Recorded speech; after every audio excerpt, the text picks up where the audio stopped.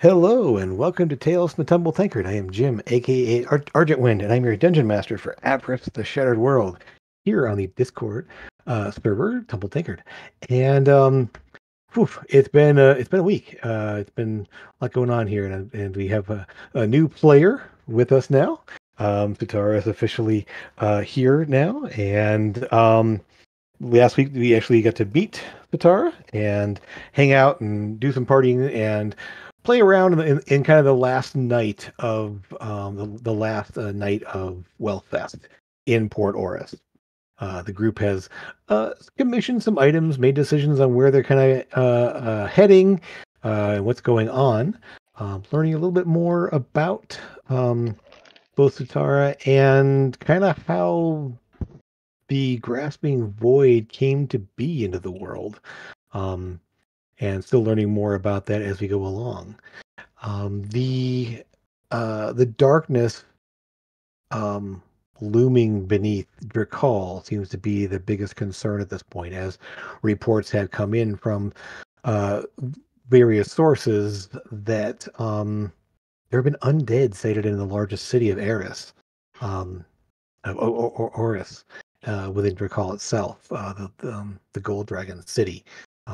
And though the reports have dwindled, like the reports of attacks have dwindled, it doesn't. The reports are inconclusive of whether things have been resolved or not.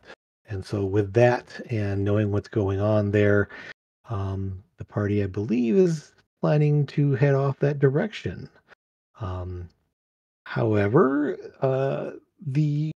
the airship Serenity has arrived at Port Oris, and they're essentially making their delivery at the shipyards of the airship yards in Port Oris, and are available to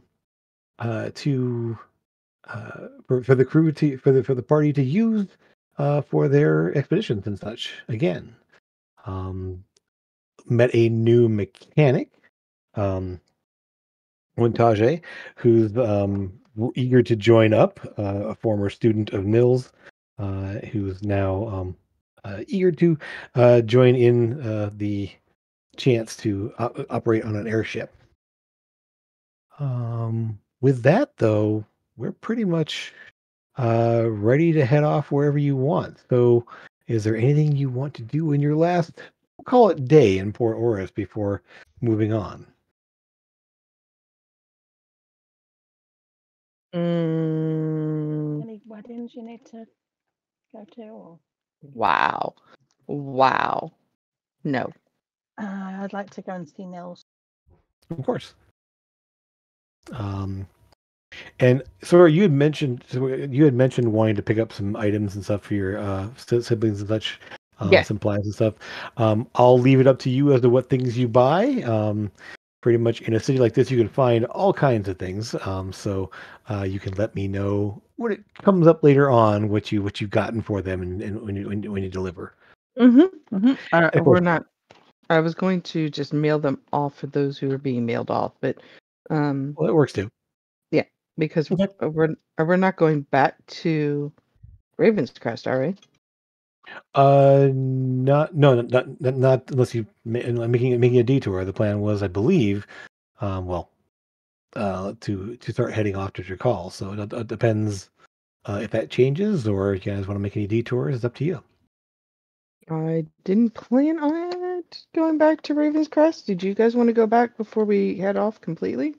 I mean, it makes no sense to go back forward. I would have liked to, but the thing that I wanted to go and do there kind of came and did me here. So Wow. Okay. I mean, you know what I mean. Yeah. Huh? Yeah. You said it. we know exactly what you mean. I am shocked. Appalling. I wanted to party. I got to, Yes. you know. Yes, you guys got to have some fun and hang out here. All right. And so if there's anything else you guys want to look into or check out, or I believe some or anything you want to check in on or do any scrying on or send things out there, feel free to throw it out there. But Amethyst, you're heading off to go see Nils. Yeah. Okay. Not hard to find there. It is the Sunday of the new month, which, for those who may not know, let me just pull it up real fast so I make sure I have the right information for everybody. No, wrong thing. 1 sec.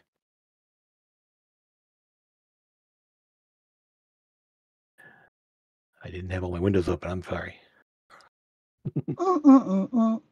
I know. What is going on here? You're slacking today, Jim. I know. I'm a little bit discombobulated. What am I looking for? Here we are.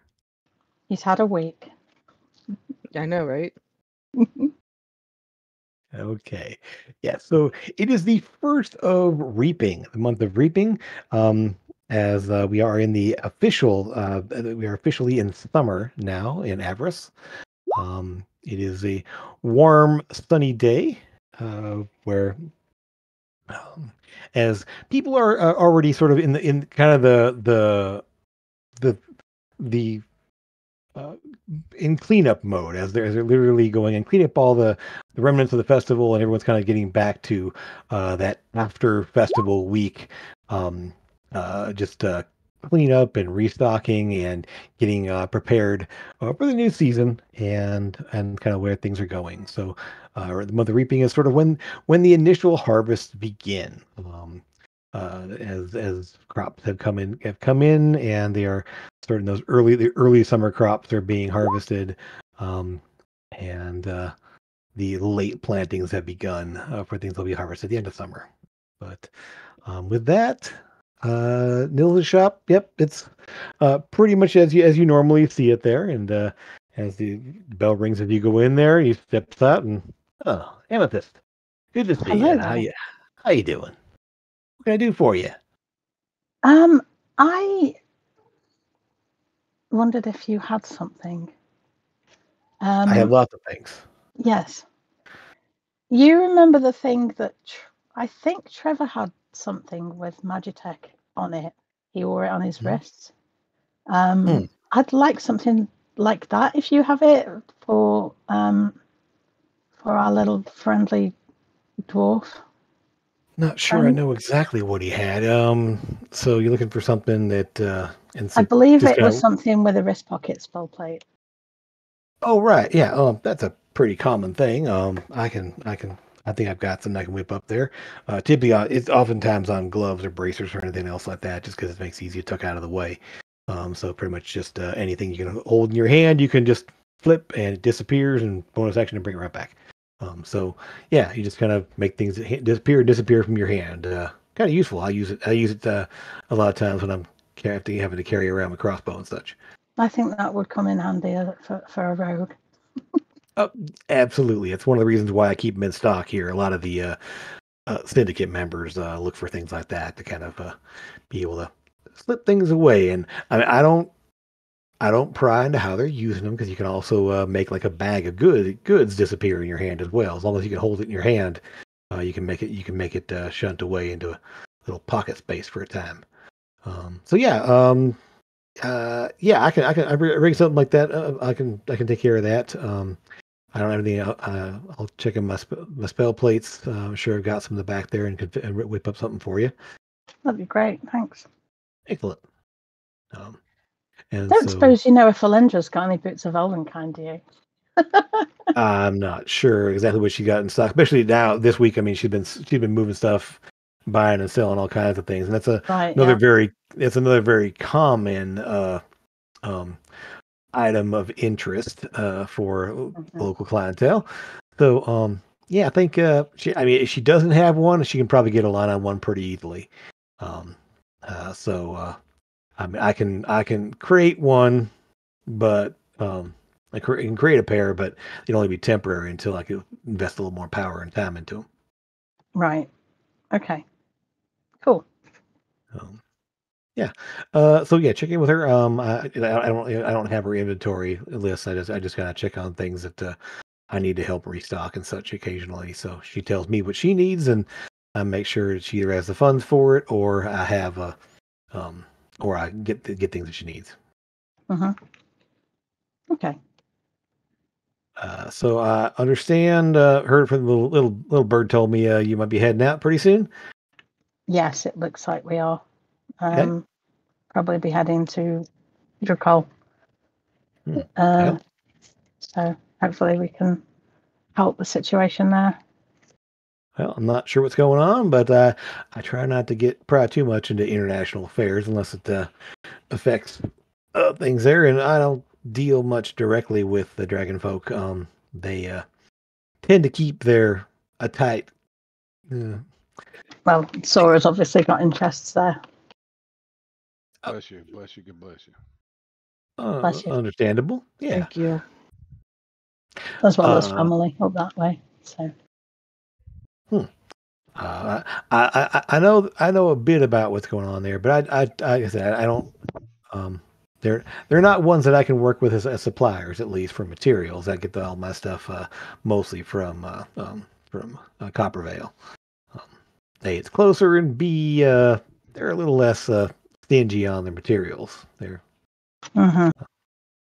I think it's a bit of a hereditary thing with the dragon folk. I mean, they. Well, thankfully, Sora hasn't inherited that. No, I know. I mean, She's don't tell her I said anything. But no, it's. I won't. that horde instinct, you know. Yeah, I do usually tell Sora everything, but I'll make an exception this time.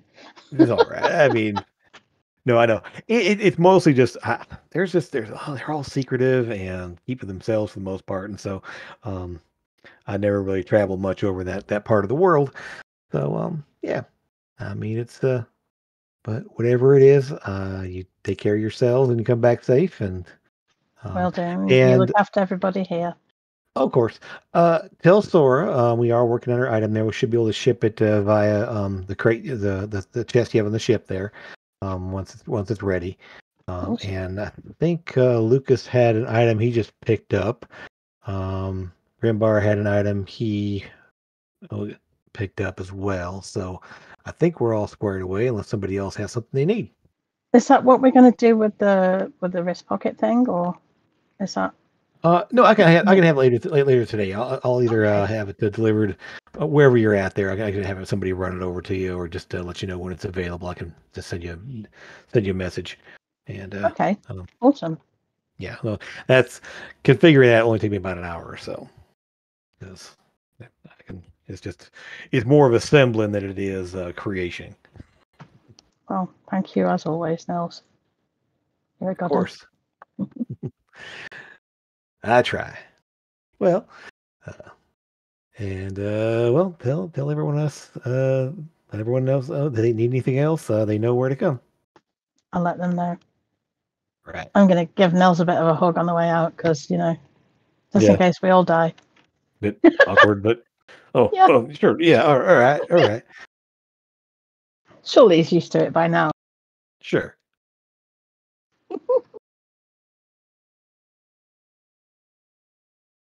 So, anything else you guys are looking into, wanting to grab, check out, find information about?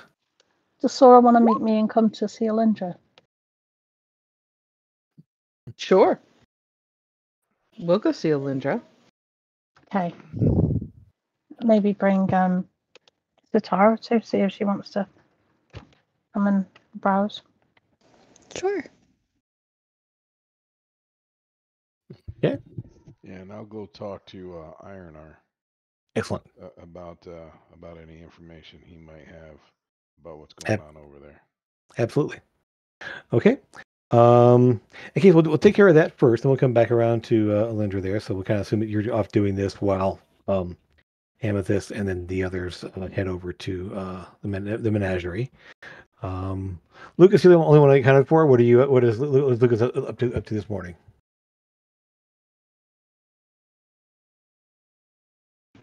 What do we know about Drakol? I mean, the cities, all outsiders allowed? It's kind of mixed. You notice one thing you will find out, we'll be able to pick up on and hear about is that the city of Zinkrel, which is the kind of the coastal city where it's mostly bronze dragonkin there, is an open trade port. That does people kind of come and go from there quite a bit. It is located on the ocean. I'm going to point that out here. Let's shift you over to the map since you asked that one. That's the one that's way out here. It's the one actually up on right on the coast, and it is an open trade port. The other one, what's one's left here? Running through my heads here. That's the bronze dragon. The brass dragon is back up in here. It's actually probably the most active mining, as is that's within the mountains there. And so they do ship things in and out of there quite a bit there, and they do a lot of trade, and everything else through there. That's the copper dragons there. From what the fifth dragon type was here. The brass dragons are out here. Very dry, kind of dusty desert type place. They're very out of this little section here, and it tends to be very hot in general there. As there's a bit of active volcanic presence in some of these mountains up in here as well. The Gold Dragon City or Oris here. People don't know much about that one. That's probably the most secretive. People just no one except for Dragonkin kind can really go there.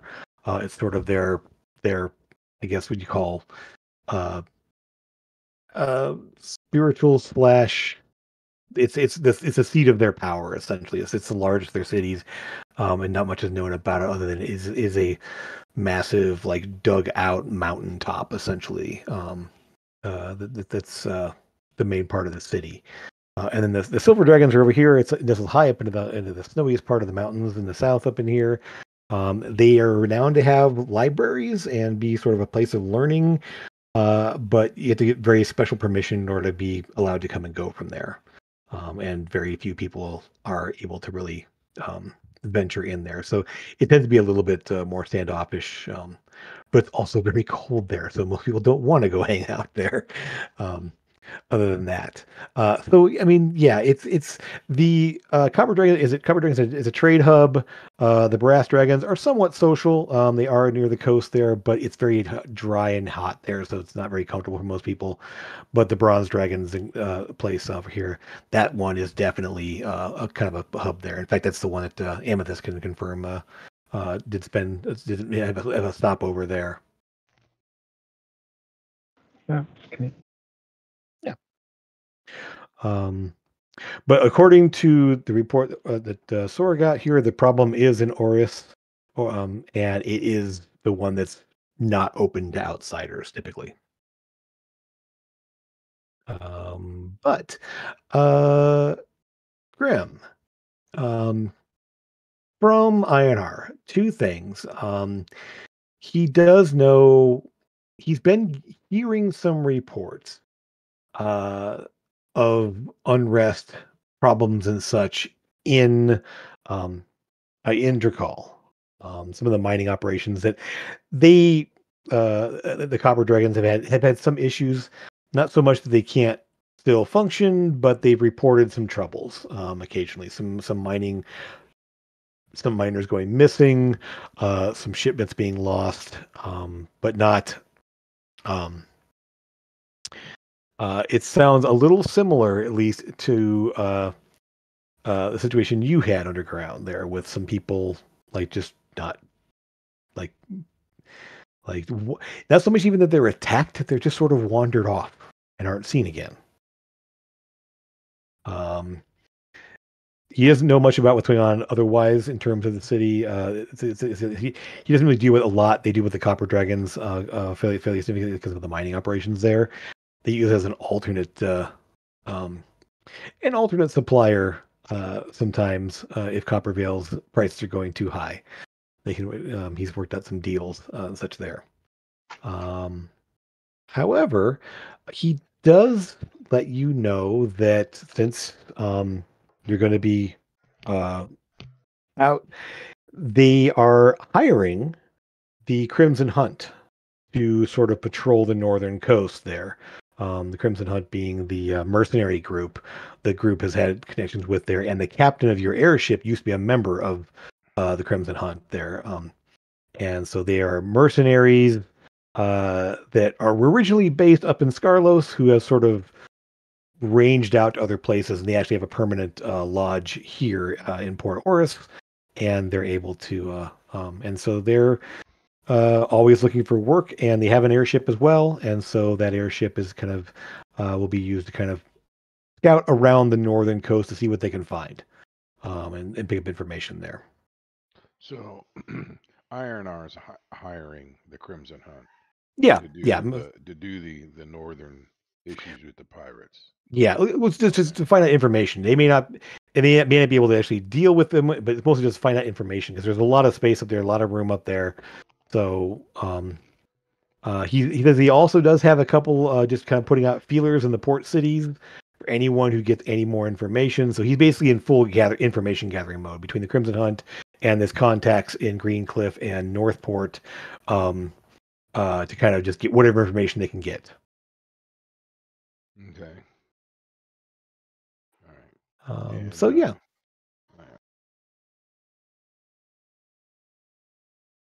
And yeah.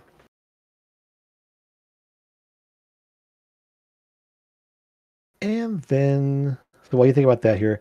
The menagerie, as Sora and Sitara and Amethyst into the menagerie there.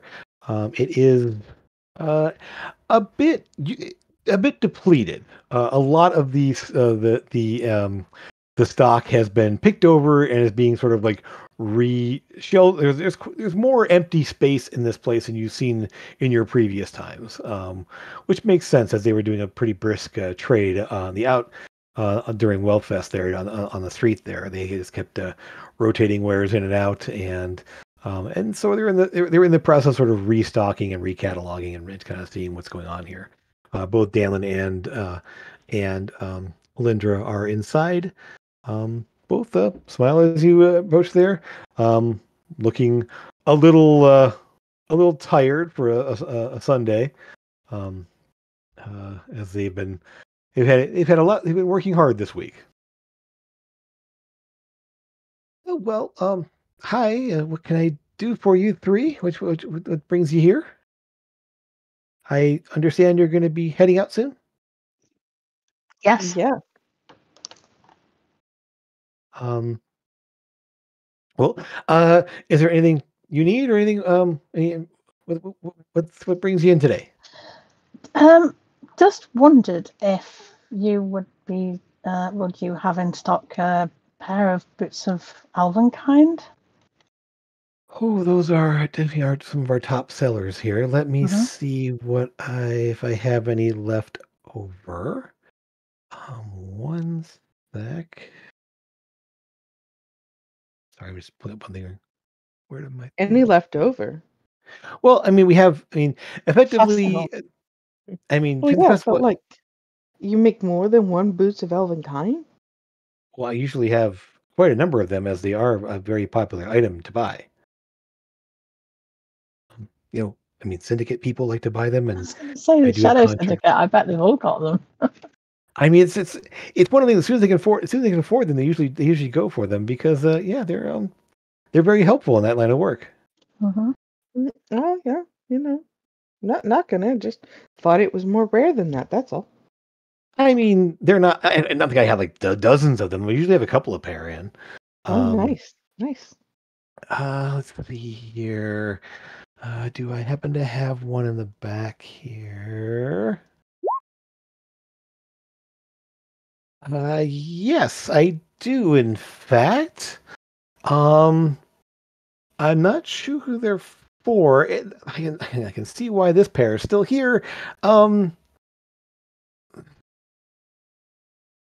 There, and she pulls out. Just a minute, and so she pulls out a box and puts it on the counter there in front of you there, and yeah, they also don't require attunement. They are sort of a bright green, like almost like a lime green, like very with like daisies on the side. like daisy flowers on the side of it. They look a little bit obviously. They look a little bit like Converse style shoes, kind of that high top look there. But like the lime green and the daisies on the side of it there. Yeah, not really. Doesn't scream rogue to me, unfortunately. But No. they are.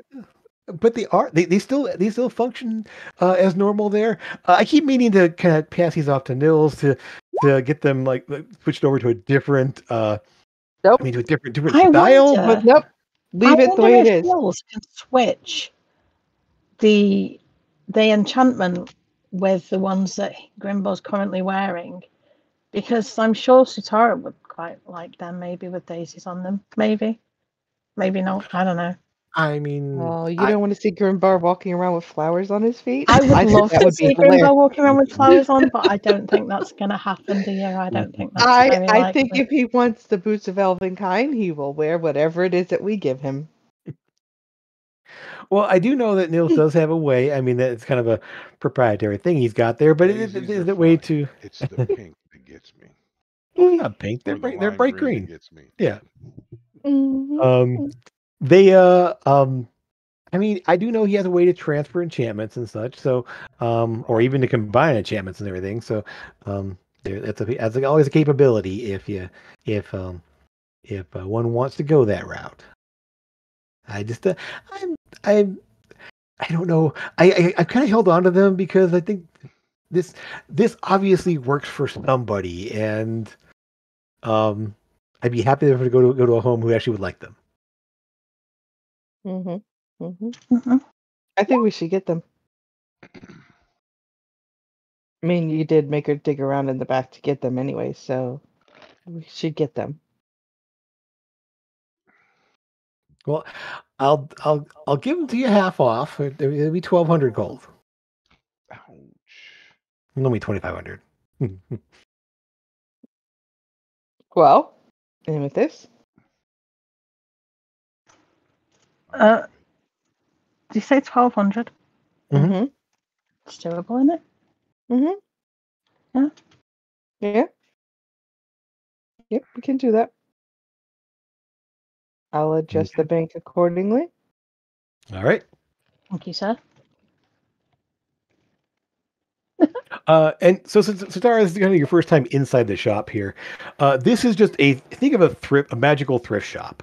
Well, not everything in here is magic, but there's a lot of doodads and trinkets, and there's a whole section of jewelry and a whole section of like there's actually a cabinet full of different clocks, and no, the clock is not there any longer. You can't help but look there.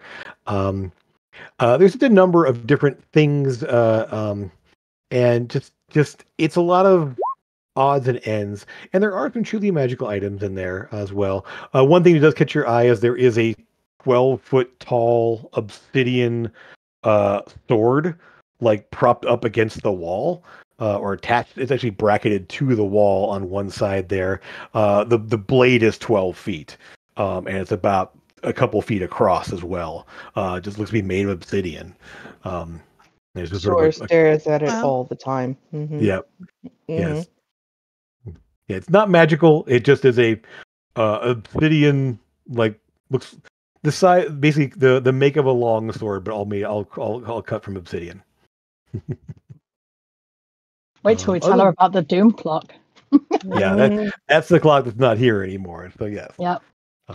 So you can kind of pass along that little story there. Mhm. And I think Sutara was wanting to shop for something. Yeah, I was gonna ask her if she has any glass jars or something that could have holes put in the lid. oh, absolutely. And she gestures to basically. So the one that row down there. Let's see.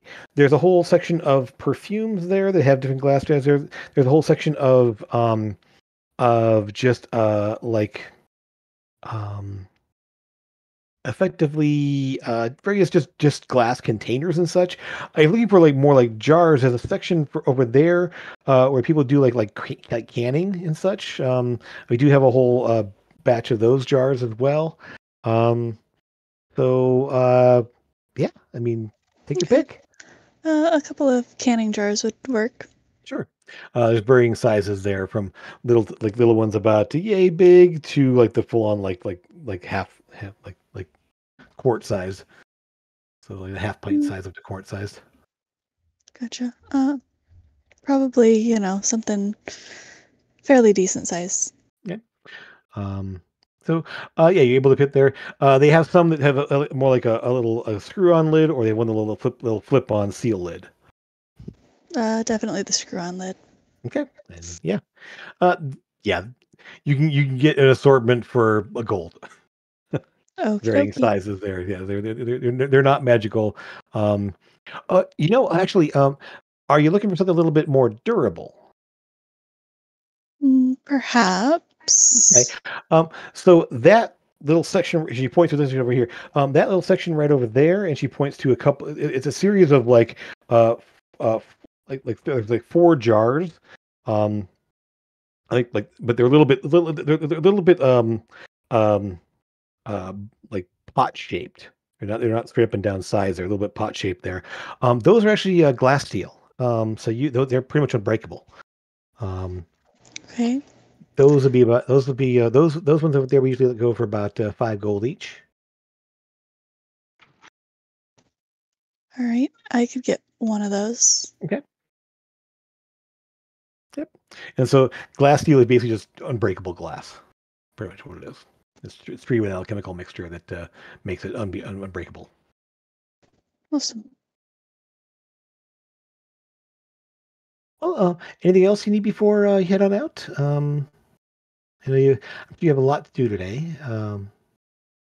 If there's anything you're on the lookout for specifically, let me know. I can definitely check in with contacts and look around for things with my suppliers and such. I think just the boots is what we need right now. Yeah. I know that Tobin had some. I think they had spider climb on them as well, right? I think it was just boots and slippers, spider climb. Yeah. Oh. They didn't do both. I don't think. All right. Okay.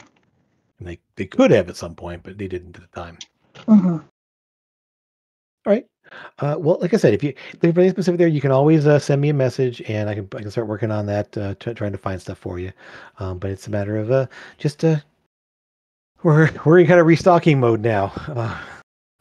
So I'll be out checking with various craftsmen and collectors and things like that to see if we can replenish our stocks and stuff for the coming year. All right.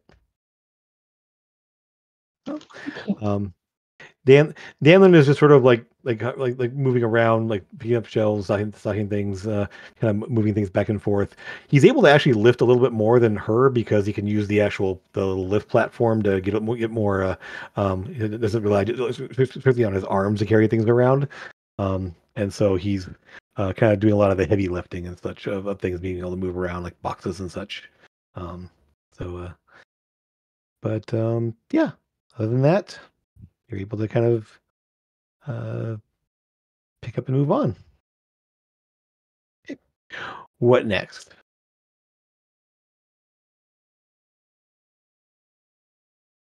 Are we getting ready to head on out?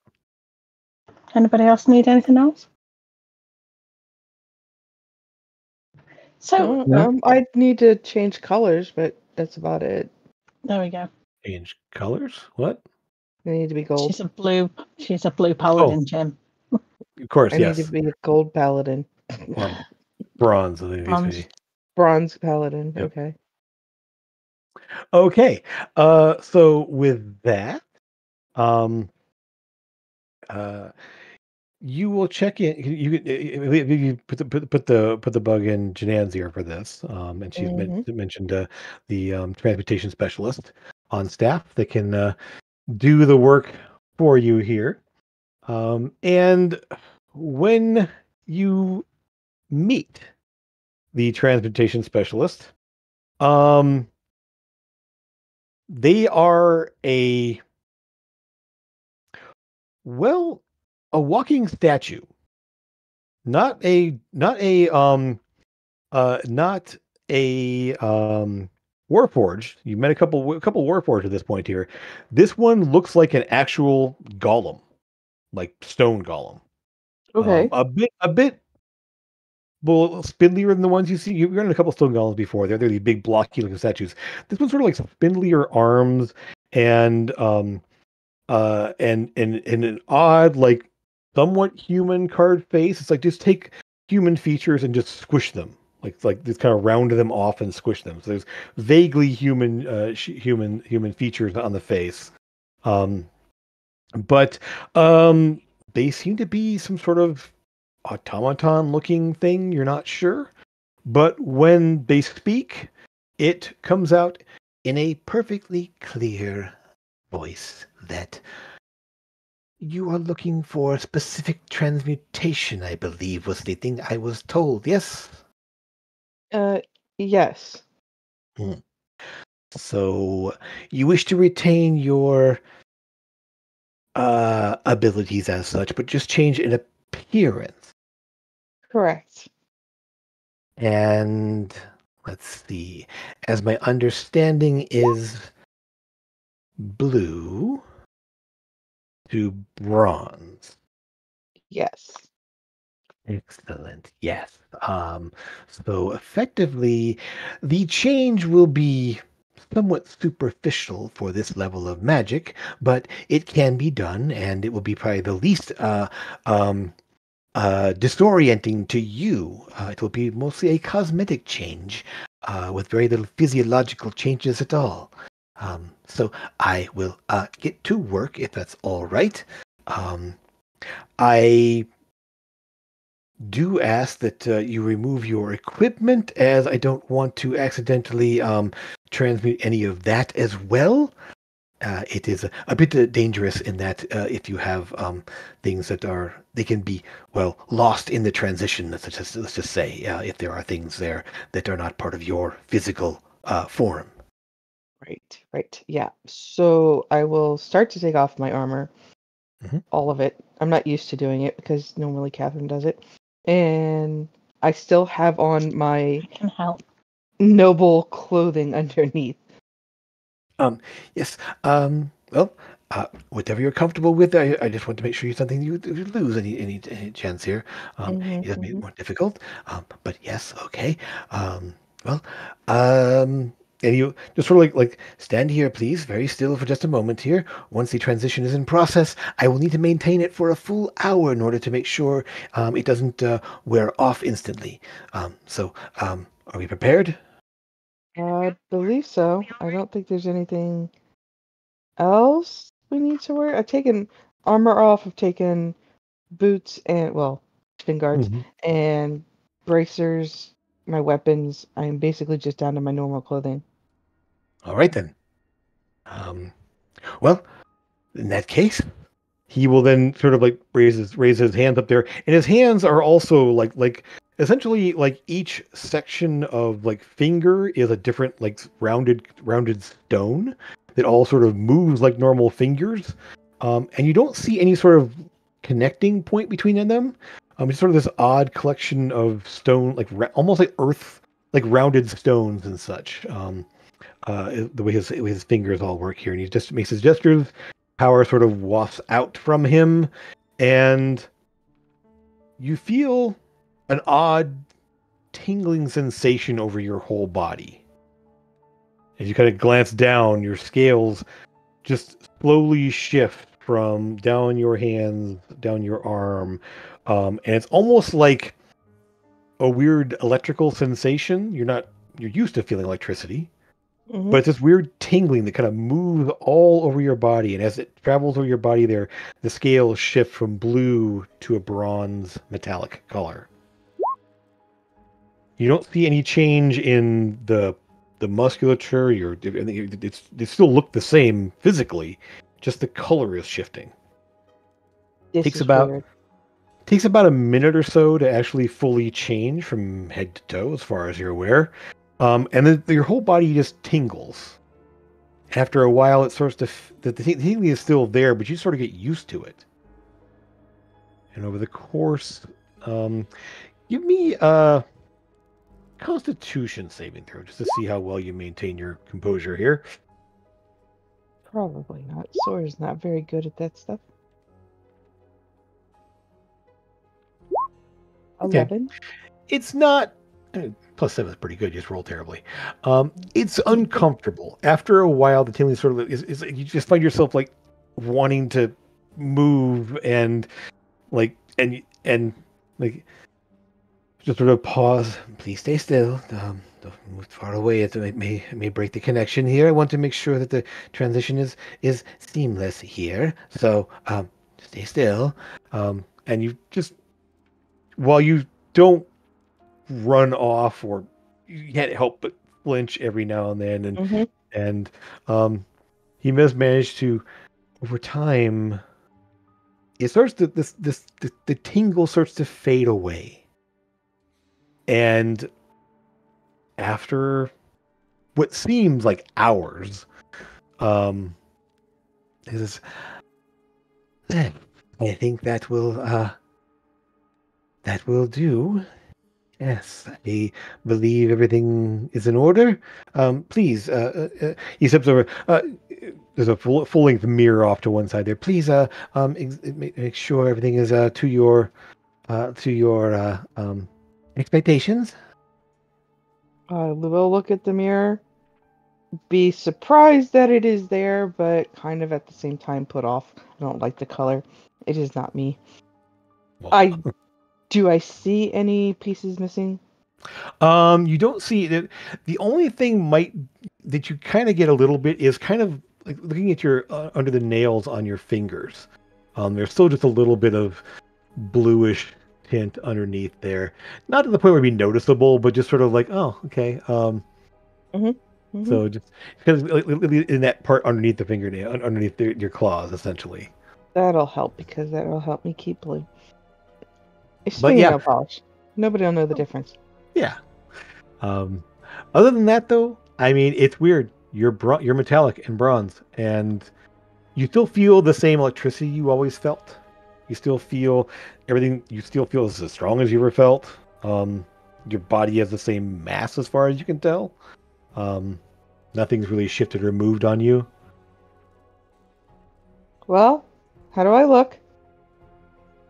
The two of I'll you give that are Sora a standing big hug because I know this is not easy for her here. No, Yep. it's rough. because I'll of be the okay. innate racism.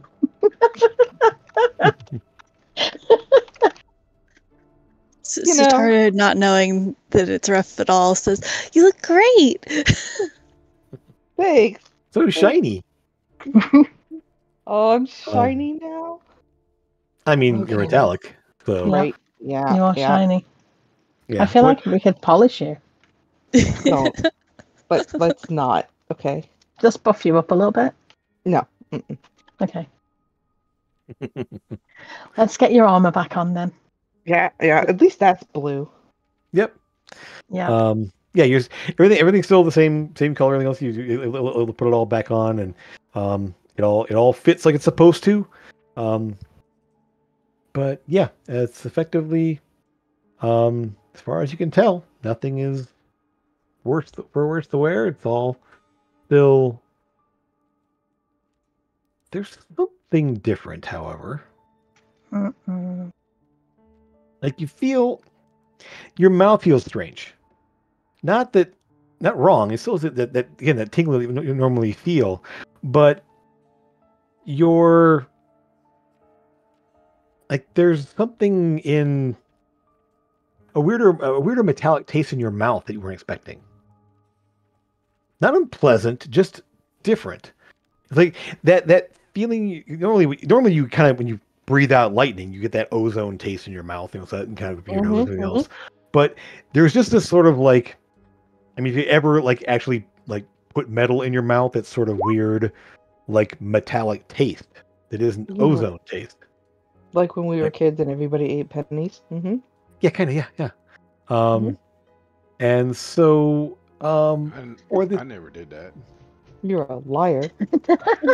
He's trying to bite his own shoulder, but so for the time being, you now do have the metallic breath weapon. You want to look that up there? Yeah, Oh. I'll look it up. Yep. Which are just different ways to use your breath weapon that you didn't used to have.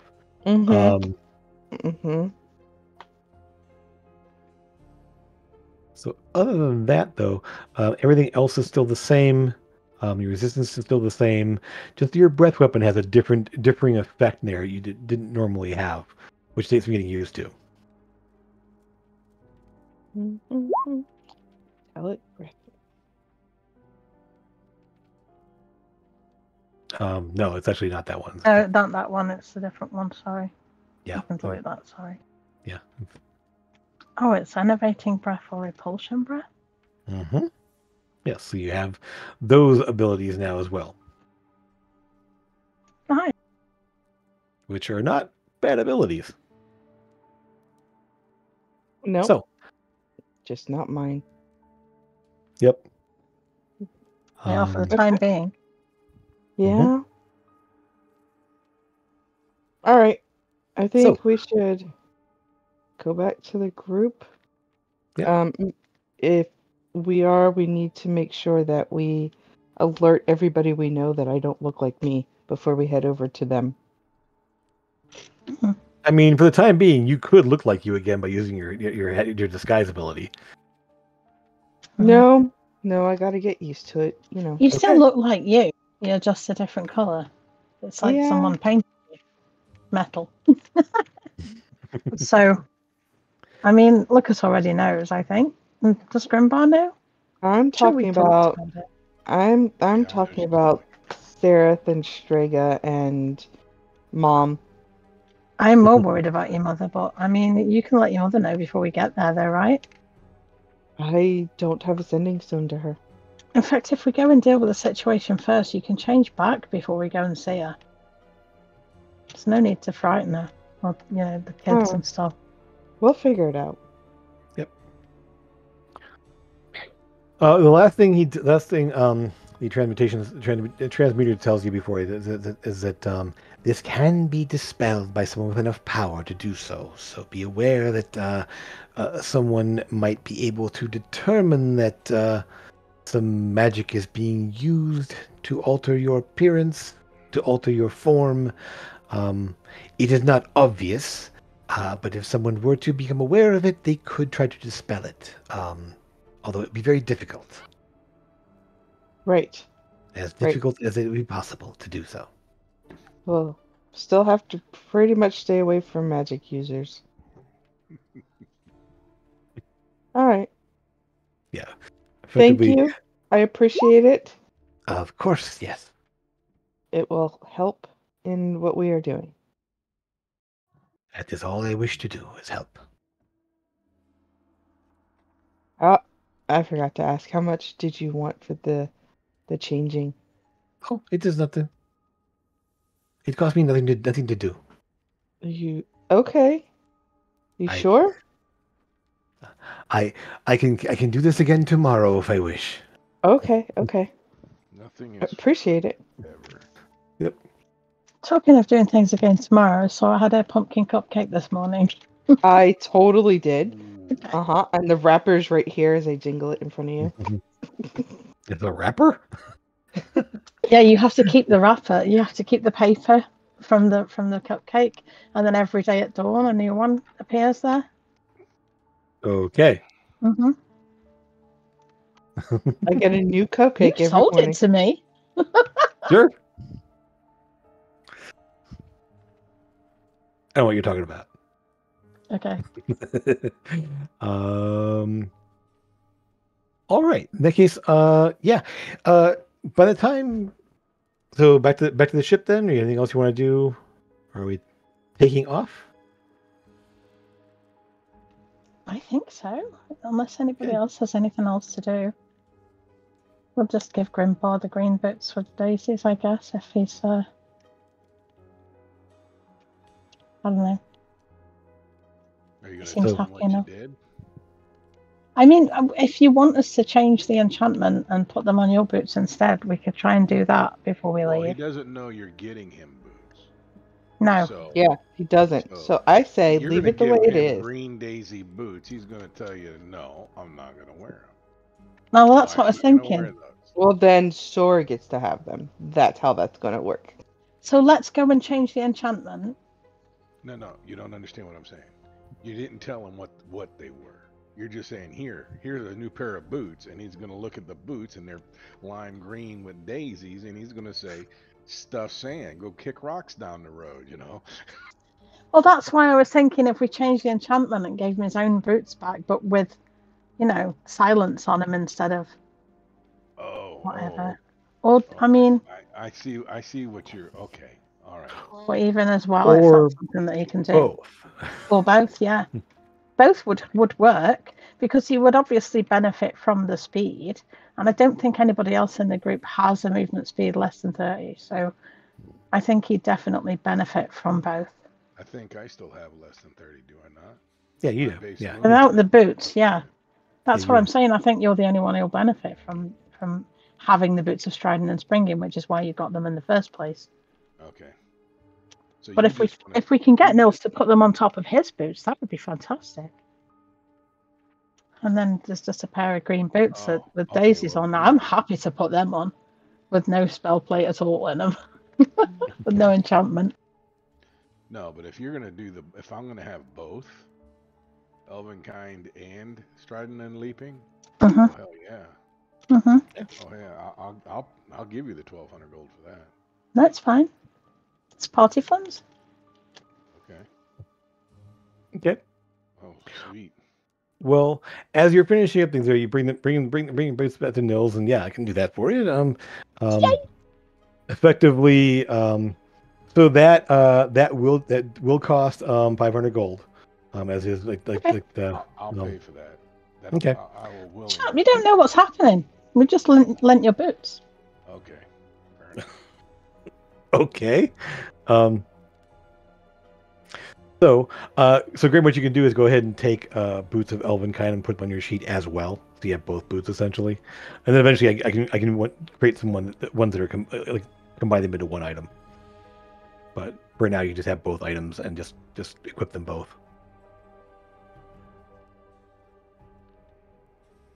All right. In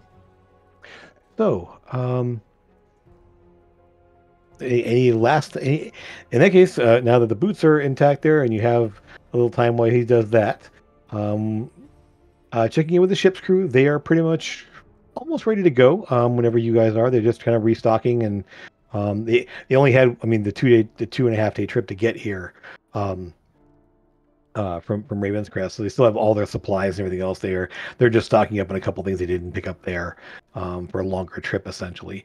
And Tarjay's sort of she's kind of getting used to the place and kind of checking in where everything is and getting all of her set up. She has a lot less. Her setup takes a lot less space than Eldon's because she doesn't actually use a full-on workshop. She has all of her tools in the 2 items that she has. While she either conjures or uses the all-purpose tool for everything she needs to do. So she seems to be pretty squared away with the. She doesn't need a giant toolbox or a whole workbench to do things on for the most part. So she's all set and kind of settled in. So other than that, if there's anything else you guys want to check in on, information you want to have before you go, now is the time. I want to go and introduce this horror to all of the crew, Okay. and obviously the newbie crew member too. Yep. All right. In that case, let's just go ahead and we'll shift back over to here as so Zatara, you get to meet the crew of Serenity. It is a really long ship, 3 masts, kind of a multi-tiered deck there. You've probably seen some airships, probably not been on one yet since you've been here, as there's not a lot of reason to really go on one unless you're transporting goods or traveling to different places. It's not cheap to travel around, so it's not something you just do on a lark. It's you kind of do whatever you need to do. But we can run around here. The captain, Darash, right up here, is a dark-haired, older. It's hard to tell. He has a little bit of kind of salt and pepper, a little bit of gray in his beard and his hair, but it's more not like he isn't. It's not so much that it's not an age thing. It's just sort of a way his hair grows. He has a bit of a animalistic look to him, somewhat there. And has very nice to meet you. Darash is my name, and he will actually. I'm able to message the crew and such through magic that I can do. I am a shifter, so if you do see the more bestial nature, that is what it is. So Nice to meet you. of course, we have Emir and Una, the first mate and our wonderful cook, husband and wife there, and you see kind of an elven woman and a half-elven man. He is sort of very dapper looking in sort of this kind of dark armor. He has swords on his hips. Essentially, he can do a wield. There has sort of that fencing kind of look to him. She is dressed in what appears to be sort of like a smock style dress there, but there is some armor-like element to it. As she does, she has had a bit of an adventuring past herself there, but dark hair and kind of sapphire blue eyes. We have Hogarth, the halfling navigator over here, who it's very nice to meet you. Appreciate having more people on board, and it's real good to have some new faces around. Although we are going to miss our previous mechanic and Eldon. He's definitely livened the place up when he was here. But it's good to have you and everyone. And nearby him, you see this large orange tabby cat who's never just sort of like watches as Nemesis reaches out there, sort of like plays the way of living, kind of like, okay, fine, whatever. I'll say hi to the cat and Hogarth, of course. Yeah. But The cat doesn't kind of looks at you, kind of cocks the head a little bit there, and just sort of, it almost looks like he nods a little bit, but not really much of an acknowledgement other than that. The pilot Ale is kind of a yellow canary looking Aarakocra. A lot of nervous energy about her. She does tend to not stray very far from the helm very much. So hi, good to see you. Appreciate having you on board and help keep these guys safe and have fun and all that stuff here. But we'll need to teach you some of the more advanced maneuvering, some safety features around the ship here. So don't worry, we'll make sure that you're all taken care of and that you don't fall overboard. Can you fly, by the way? no. Not. Oh, okay. Well, you may want to make sure you either are Got it. tied off or have someone nearby you that can. I know some of these guys can't here, so make sure you stay close to them. Okay, will do. Why does flying matter? You remember the maneuvers she taught you guys, having like that lean into the turns, and when she do the evasive maneuvers there, like, so essentially, so you don't get thrown off when she does like a full-on bank turn, almost 90 degrees. Oh, okay. We're talking about her specific driving. Got it. Okay. Oh yeah. She's I thought Maybe. maybe she was getting upset at the fact that we jump off the boat without warning her. Oh, I mean that's why she knows you can fly, so she's a little less worried about you. You have a white-furred tabaxi who goes introduces himself. I am Eyes and Ears. Another cat on board. Always Yeah, have. it's a tabaxi. He's the lookout essentially. It is good to have you here aboard. I am known as Eyes and Ears, and I am the eyes and ears of the ship. I make sure that we are not in trouble by anything that would can sneak up on us or catch us unawares. So it is my job to make sure that we are not caught off guard. Very nice to meet you.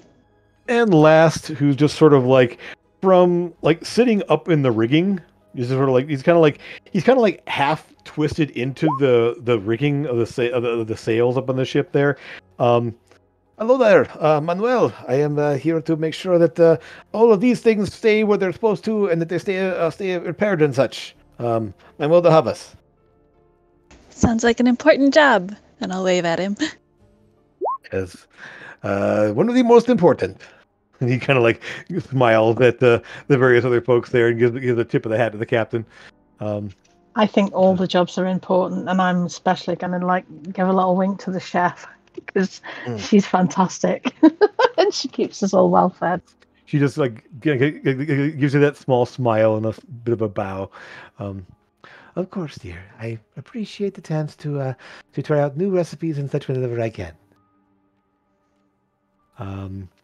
Other than that, you already hung out with the new ship's mechanic there. I don't have a token for her yet, but I will eventually here. But yeah, she's sort of the brown hair human, running kind of. She doesn't have quite the nervous energy, and when she's working that she does when she's sort of talking and outside there. You just see her. She was kind of poke her head out there. Oh, good to see you. Just getting things all making sure it's all flight ready and nothing's gonna break on us, Captain. She kind of looks up at him like, "What now? I told you we need a little more conduit material. We're running a little bit low. I think Hale's burning through it a little bit fast. I'll make sure we have it. Don't worry." Just have Sora grab one side and then grab the other. She can be the conduit. Mm-hmm. It would be a little uncomfortable, but not impossible. Actually, that Tajay sort of, no, not a good idea. I don't think that would quite work there. I'm a little bit nervous about actually, I think it might actually overload the thing a little bit too much. So, regulating power through a person, not easy to do. No, let's avoid that if we can, hey? Only in dire emergencies. Yes. Or maybe experimenting. I don't know. We'll see. Or not. We're not experimenting on Sora. No? Why not? Eldon did it. Listen, what you and So Algon that's did what happened to her. when you were alone together, that's none of my business. We were never alone together. You take that back. That's what happened to her. I He knew dragged there you was off into something the bedroom one time, and you came out wearing shiny armor. Listen, we were all there. There Uh-huh. was not something wrong. that So was they done went into the alone. bedroom and then she He came out dragged her glowing. off into the bedroom to show And then her. she came out Yes. glow. I gotta learn the And she secrets. came out glowing. You guys are horrible. He's not even here to defend I'm himself. gonna Come tell on. that to her boyfriend. My jaw dropped when he was like dragging Sora into the bedroom. I'm like, huh? So, But he wanted Not to put even- more Came clothes out on, glowing. apparently. Yes, he was putting Yeah. clothes on, not taking Yeah. them off. well, you had to take your original armor off in order to put the new armor on. So, Shh, Jim, you're not helping. I mean, you came out dressed in a lot less armor than you went in with. Come on. That is true. That is Again, true. not helping. um, And Well, he is a gnome. He was right at the right height. You know, just Stop. uh, Stop. so, with that, the captain, well, as you can see, we need a little more provisions here, but once we're that's taken care of, we should be ready to go. But is there anything else you need from us in the moment, or should we be prepared to depart? I think we're ready to go. departing, aren't we? Yeah, ready? All right then. Well, if you're ready to go now, we can make sure that order is sent to us. He kind of we have the chest there that can be used to deliver things. So yes, I think we could make sure we do that very soon. Kind of gives a call there. Everyone to your posts, and let's get ready to embark once again. Yeah. Okay. And with that, you find yourselves heading up into the sky once again. Is it call it mid-afternoon, as you've taken some time to get things put away and set up there. Just one moment here. Where did that go? All right. So you will find that the ship tends to move very smoothly as it takes off. It takes off there, lifts off from the water north of Port Oris.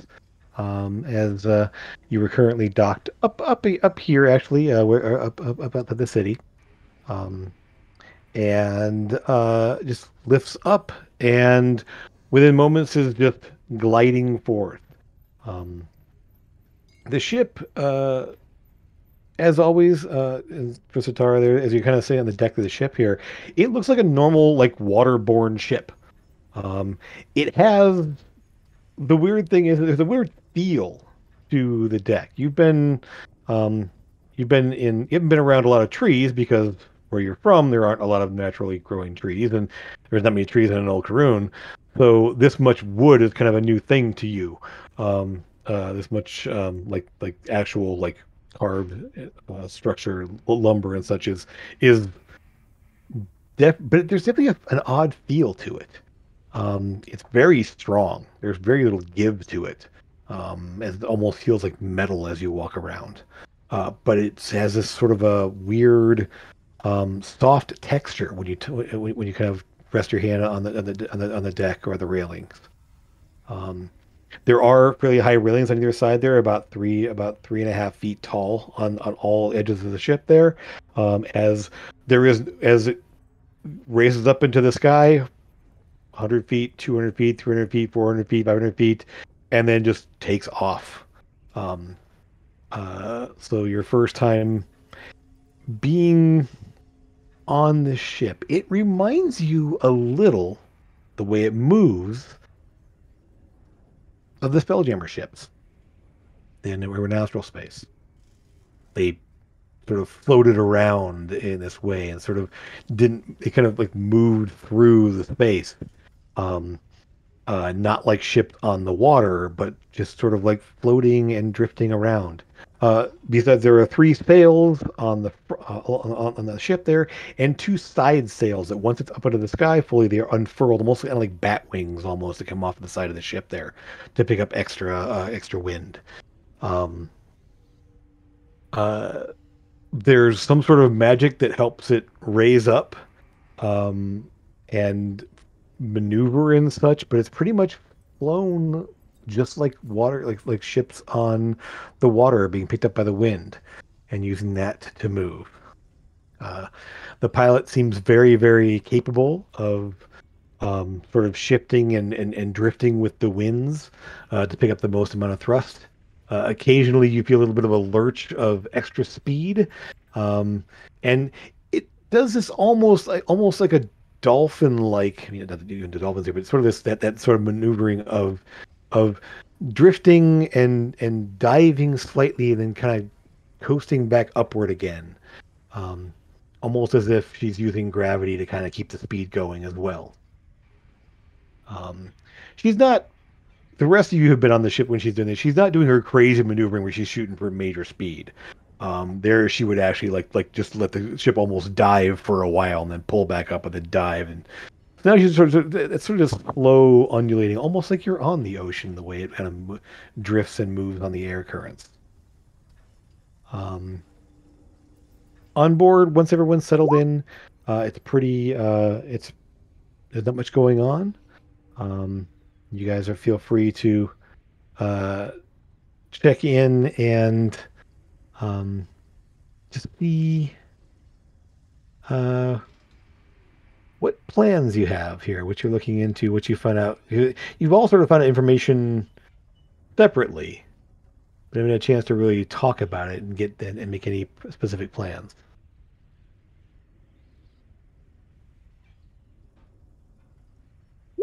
As you are essentially just taking off from Port Oris and heading primarily directly east toward the Airy Mountains straight ahead. Hairy Mountain? Airy. No Okay. H. Got it. Thought that was a bit weird. Sorry, no H. H?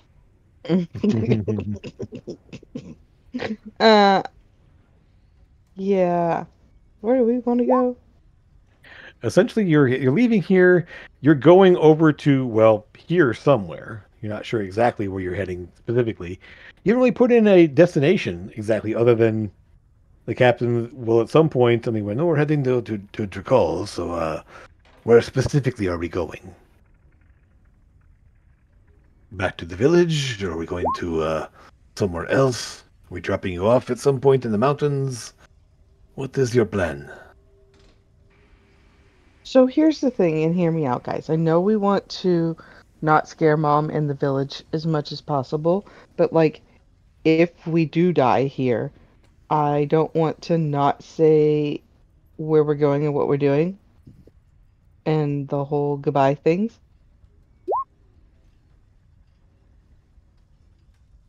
So maybe we should go to the village?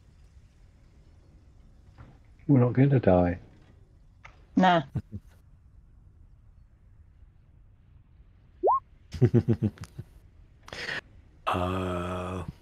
Well, then we go to the village. That's fine. We can set the course there.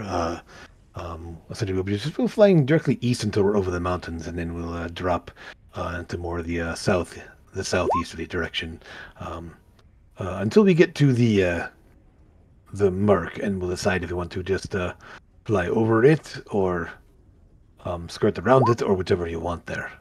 Well, you guys did get the shipment for Mom, right? Yes, of course. Mhm. Yeah, so we're gonna you're gonna have to go there at some point anyways to drop Yes. that stuff off. Yes, it was our intention to at least up at the village.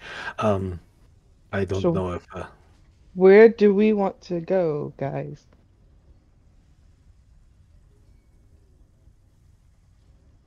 It's entirely up to you. I mean, I think we need to go and deal with what's going on ASAP, but if you want to pop in and see your mother first, that's entirely up to you. I think the sooner we... I want to see what she and all those people in her in the village do to you. They're not going You to know, do anything to her. anything. She doesn't look like her. But they're In not other going words, to do a brass anything. dragon is going into the village. I mean, Yeah, but they'll scare still all those little recognize kids- her. scare They'll all those little recognize all of kids us. unnecessarily. Watch all those pygmies sit there and just shoot Pygmies? their- well, Pygmies? natives. Yeah. Oh dear the lord. lizard folk like tower over you, and Right? And kobolds? Did you mean Oh, the that's right. kobolds? That's right. I forgot the snake people live there. Yeah. the lizard Lizard folk there. Yeah, the snake people are way down in the south. You didn't meet them. Those are the Well, you young know tea. what I mean. Yeah. Mhm. Like I'm the just on wait- TV. I'm wanting to watch them make you a pincushion. No, let's do it. Let's do it. Like, that's going to happen. It could. Unless they decide Just to like tell her that we she looks could better. We could die, but it could happen. As I understand it, I mean, we're flying to the area where the ones that look like Sora live, so I doubt that she would be more in danger in her current form. I think he mean- means from, like, Sora's mother and the people there. Well, she doesn't know. No. And we may wish to inform her to make sure she's not shocked. That's the fun. No, Yeah. no. Let's Mhm. just drop in. I Let's can just drop do a in. sending to your mum before we get there, Sora, just to let her know. It's going to take us about well over a week to get there, almost Mhm. closer to almost 2 weeks actually. You guys are no fun. Cheers. But if you're asking me, we should go do our thing first and then come back. That's my opinion. It's not important though. Either way, one is just as good as the other. Well, I mean, if there's trouble in the area, your mother may have more information. I mean, she seemed to be pretty. She had informants and contacts and such. She may have more information. Mhm. So that could be a place to start. There's also, I mean, you heard the rumors and such about the trouble in the lake, right? The murk, Mm-hmm. the lurk and the murk. They called it. It was very weird, but something that lurks down in the waters. I think Um, it's called Grimbar went swimming last time you were there. Yep. so Grimbar's the lurk. Then that makes sense. Maybe. He's a bit of a lurky kind of person, yes. He is a bit lurky. All right. Um, I say maybe we should go visit Mom. What was that? Somebody was blowing raspberries. Nothing. Okay. So the first day, the first essentially day of travel, well, the first afternoon of travel there, in the evening there seems to be fairly quiet. Again, you sort of settle into that rhythm of the ship there, moving along, and um, it's strange that you've been in sort of like full celebration mode to suddenly have this quiet around you. There's not the rush of people and the noise and the crowd and everything else. It's Mm-hmm. just sort of the air moving in the sails, the occasional quiet voices of the crew moving around you, and just kind of yourselves, which has been something you haven't had for quite a while now. Um, you find yourselves sort of, well, some of you probably find yourselves somewhat bored, um, as there's not a lot to do on the ship specifically while it's flying. Um, uh, every so often, you hear eyes and ears kind of calls out there, all's clear. No, nothing to worry about. Um, is occasionally we'll call out like anything like in terms of like flying creatures or such, or anything that's of interest in the ground there. And you're staying about between 500 and 1,000 feet roughly. So you're not really close to the ground as you're moving along here.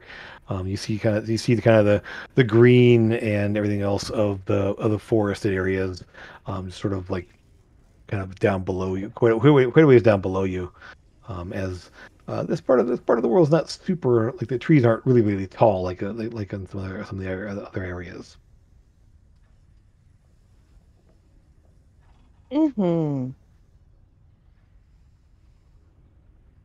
I like it a lot. Uh, there I'm is, but I'm just up on the deck, always practicing. sure, and everyone kind of gives Thora a wide berth I as am.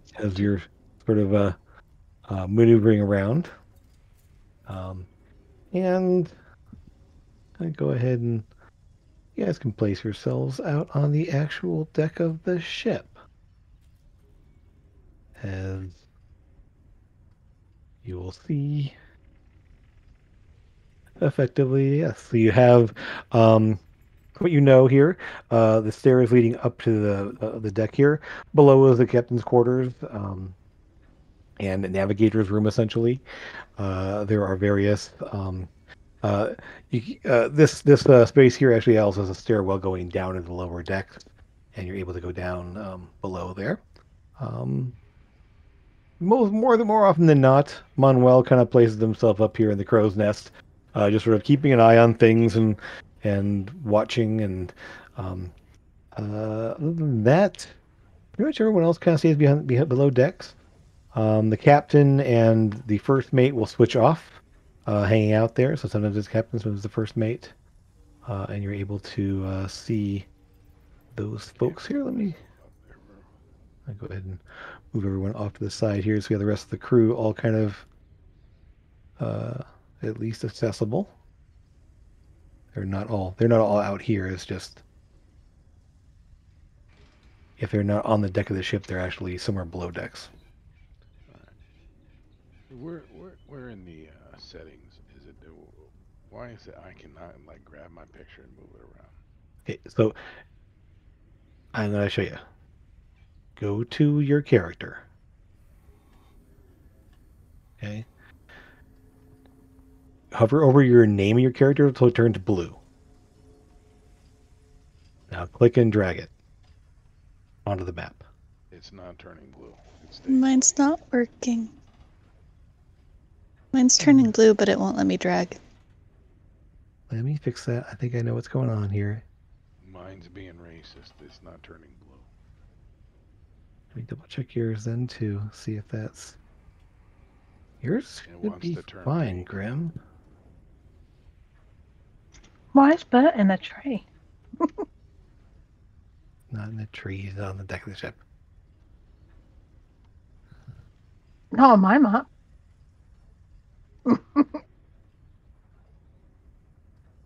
Where'd Hogarth go? Let's The see, ship's over so- here, and they're over there. Because they're not on the deck of the ship. They're below deck. Oh, they're on. Okay, I thought you said Yeah. they were on the deck. He's putting No. them over there. He says one- if they're not on that- the deck, he says he's putting them over there. It's just that. Sorry, I misheard. Yeah, no worries. Yeah, it's that way I can access them if they come out on the deck there. But if they're not visible on the deck right now. They're not.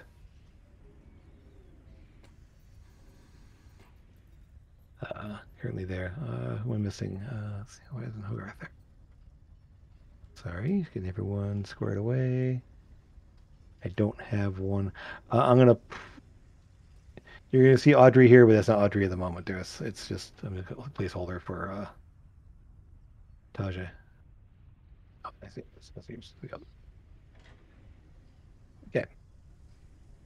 So yeah, everyone off to the side is actually below decks or somewhere else. So it's just out of the way. And if you're not on deck there, it's fine. It's just there. Is everyone able to move their tokens able to see around? Okay. All right then. So as the day progresses there, you will start to smelling some very delicious smells from the galley down below, and dinner will be served as you have a very interesting mix of both baked goods and stew, mostly like stew kind of things like that, things that are easy to prepare. And you're able to just kind of grab and go as you choose, or you can sit down in the actual dining area there and eat. But you're able to kind of get a really good meal in there. It's really simple for this first time out there, but it's really good. A lot of nothing is bland. It's all very well spiced and well seasoned and such, in a way that a lot of foods you've gotten on board ships, Amethyst, your time on the airship before was all just very bland food. It was just sort of, and a lot of restaurants you go to now tend to be somewhat bland as well.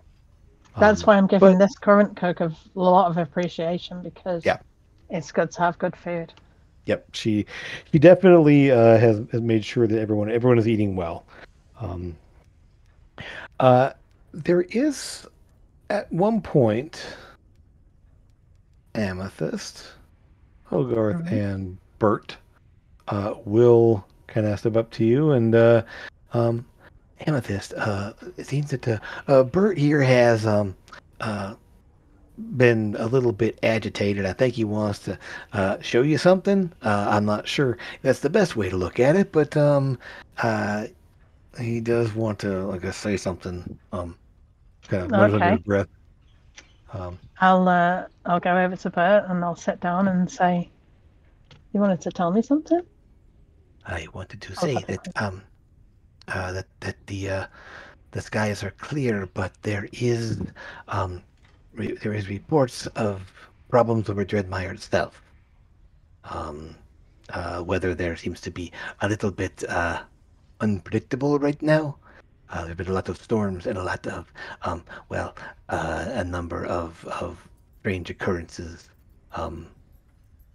There was a report of flocks of those flying creatures attacking various places, and seems to be some strange,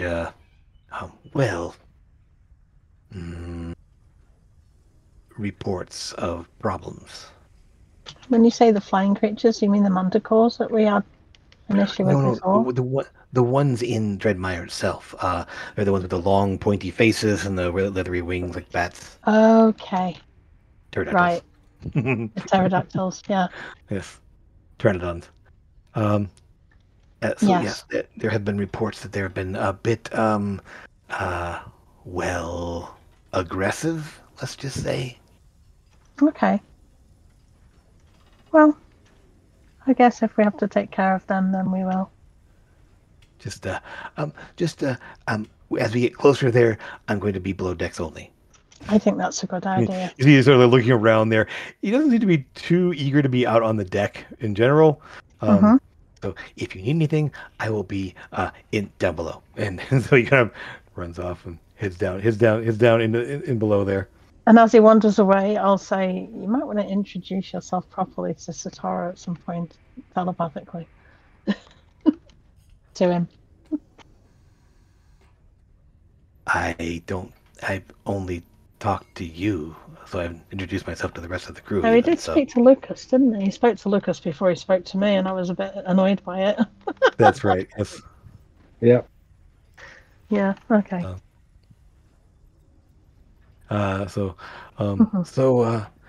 Yeah, I think the course is all pretty well charted out. It's not very hard, as we're not doing anything really. We're not really doing anything strange or not in a rush, as far as I know. But if you need us to kind of move things along quicker, there we'll see what we can do in terms of finding a better route.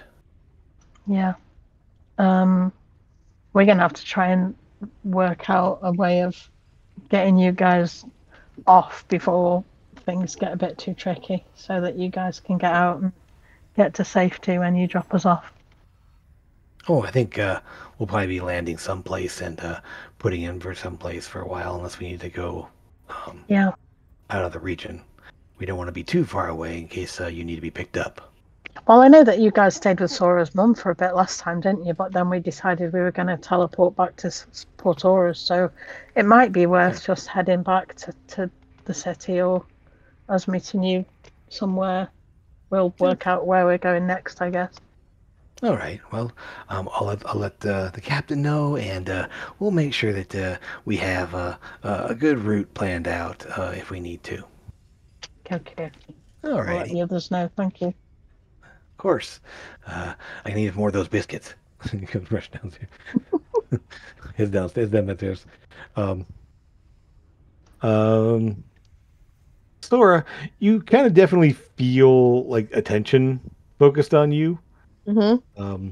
I mean, obviously, you're being in motion up on the deck there. You typically are able to, but you kind of see, you pause and look around and notice the captain is kind of watching you wielding two hammers, which is it's kind of like just gives a little bit of a shrug as you started to do that more, but just watching you fight that way is kind of odd. You still carry the shield, I see, though. Yeah, it's not going anywhere. Actually, I Well, think it's a ring, isn't it, Jim? It's yeah. a ring. Yeah. Yeah. So you, Mm-hmm. oh.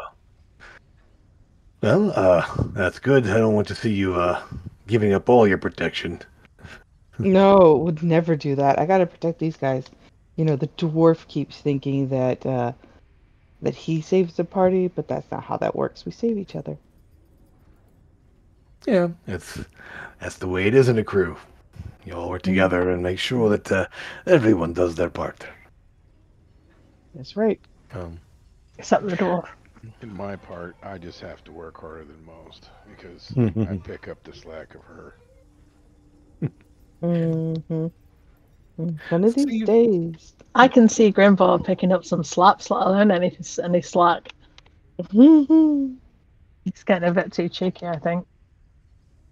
So you'll find that you find this little like flat straight along here.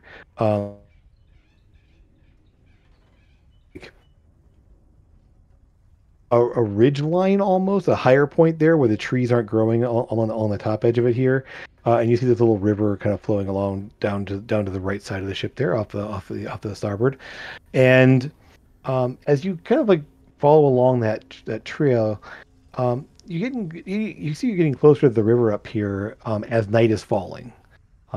It is at that point. The sun is setting behind you as it sets over in the west here, and you sort of see that bright light flaring up behind you as the whole sky ahead of you slowly becomes dark. As it does, perception checks.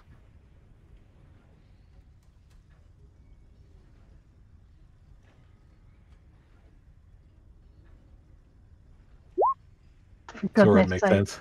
Yep. Amethyst. Oh wow. Yeah. So, fine. It's fine. Grim, the only one person who hasn't come through yet.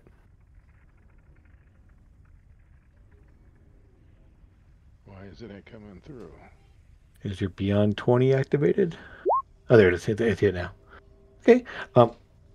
Oh yeah, that's funny. Okay, so wow. Yeah.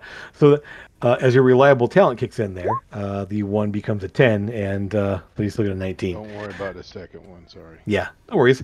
So I would say that this kind of works out there. So you're all kind of like wrapped up in your own things. So Tara, you kind of, as the sky is slowly darkening ahead of you, you just sort of like instinctively start watching for the stars to emerge. And just seeing, you're just kind of scanning the horizon, seeing as night is falling, the first couple of stars kind of blinking and kind of just becoming visible in the sky ahead of you. Sora, you were just focused on whatever you're doing there, not quite even noticing that it's getting dark around you. You just kind of keep doing this, and like even to the point where you're probably at some point just kind of running through some of the drills with your eyes closed, and so you don't even notice it's getting dark. Amethyst, you find yourself just sort of like watching people and kind of looking around and just kind of lost in thought. Lucas, kind of the same thing. You have, for the first time now, having your your essentially not new instrument, but now kind of picking out a tune on the lyre there. And the one thing that's interesting about this now is that as you do, there's sort of almost like a low thud of a drum that you can kind of like tap on the frame of the lyre and set up a rhythm that'll continue as you play. And so you're almost like setting up a drum machine, for lack of a better way to work out there. So essentially are able to play 2 instruments at once now that the enchantment has been transferred as it has been. But Grim, you have you kind of position yourself up at the front of the ship there, kind of looking straight ahead there. And as it starts to get darker there, you see something a little strange. It's like you just happen to catch something. It wasn't so much that like you spotted anything. It was just a flash of movement of something down below the ship, like kind of down, not below the ship, but down below the level of the ship, I should say. And you kind of track down there, kind of losing it, like looking around, seeing what's there. And it's just sort of like you don't spot any more. It was sort of just a quick flash of movement. I'll say something to Eyes as I'm looking. I said I thought I saw something. I thought I saw something too. Let me see. Let's see. Well, he does. It's exhausted. It was there and gone almost immediately. I don't know exactly what we're looking for, but I will enhance our sensors so I can see more around us. And so he kind of pauses a moment there, and you see he'll be up on the deck as well here. I'm gonna move him up there as he. Sorry, my map is going all wonky at me here.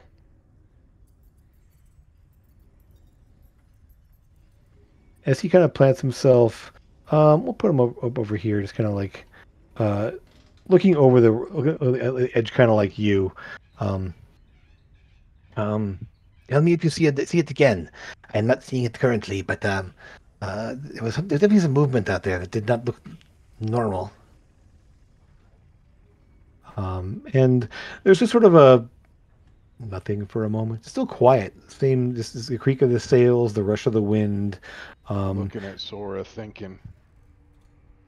I'm looking at Sora, then looking down. I'm thinking. I'm looking down at my feet.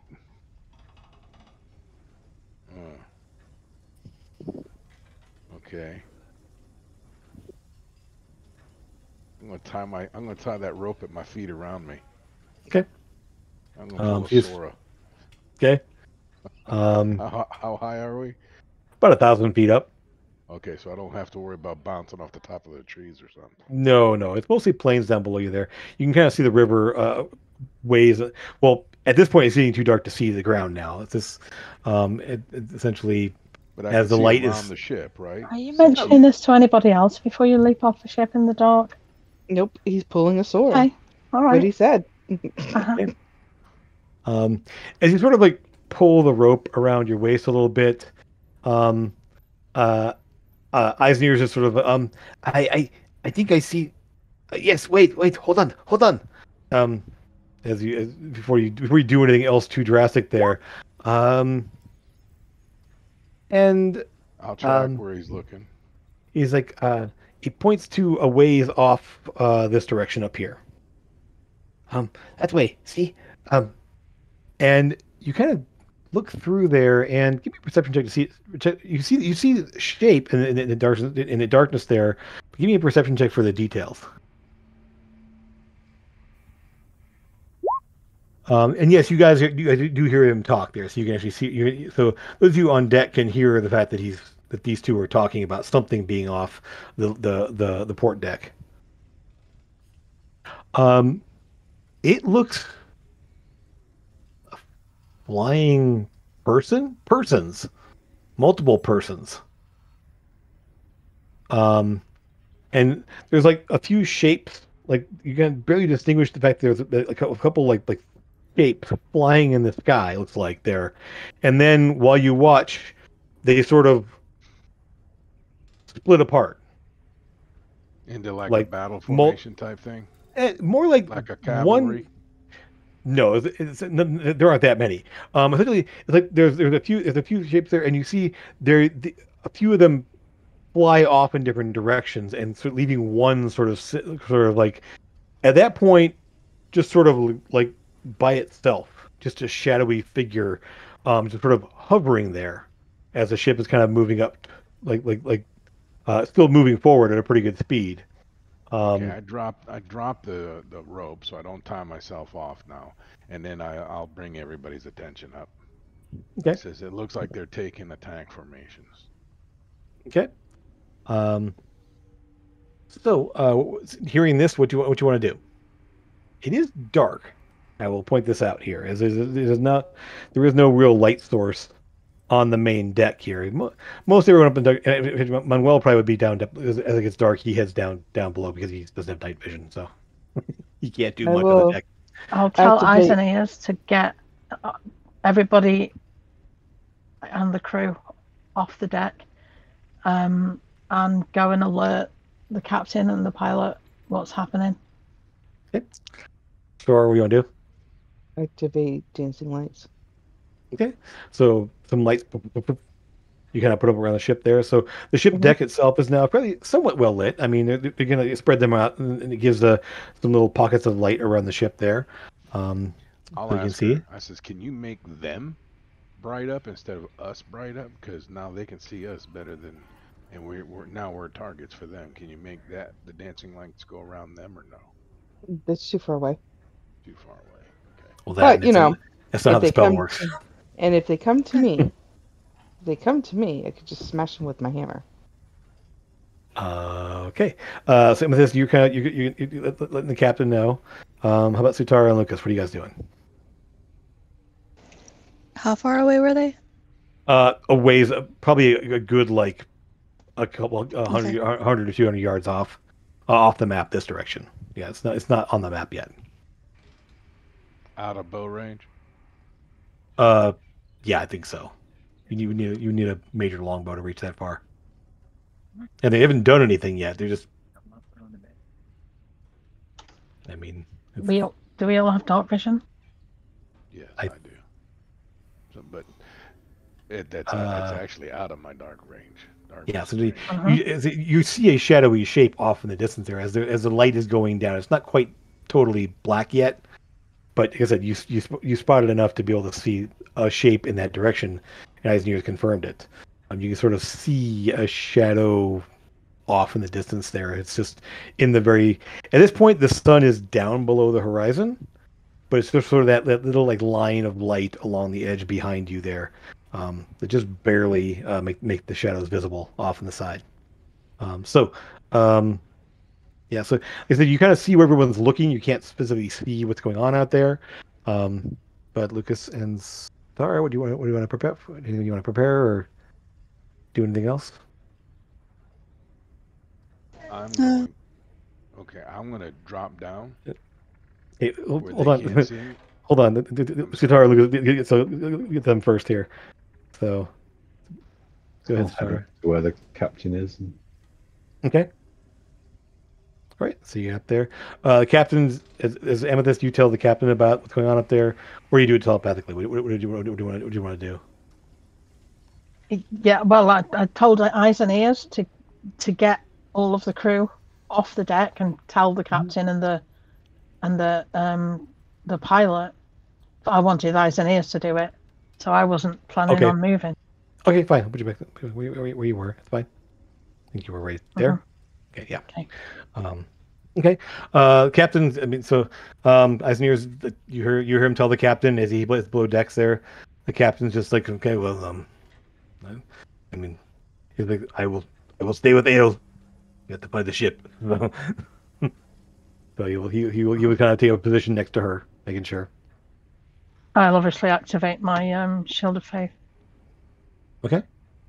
And Satara, as everyone's kind of moving around here, what are you doing?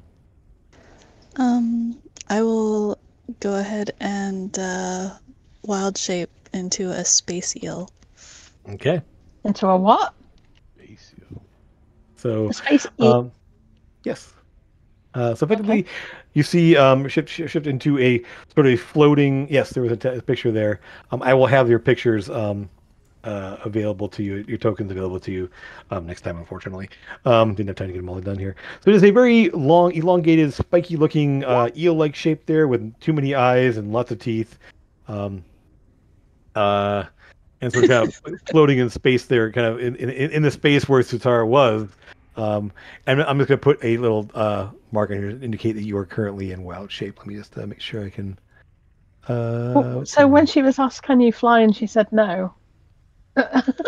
Not exactly true. Oh, I mean, she can't. The form she takes on.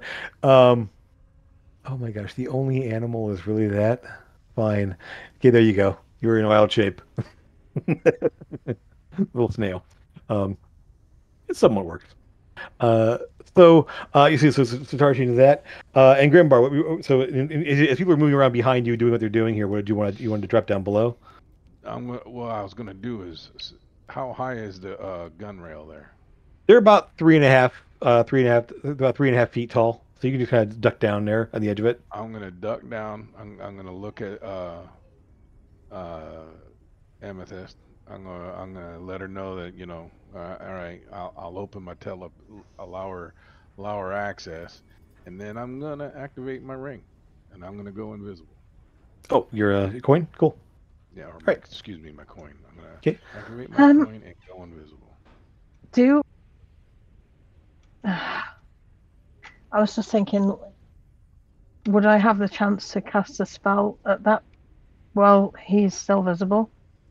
Effectively, as he's sort of like, yeah, you can cast it as he's doing that. Yes, go ahead. I'm thinking telepathic bomb so that we can keep in touch with one another.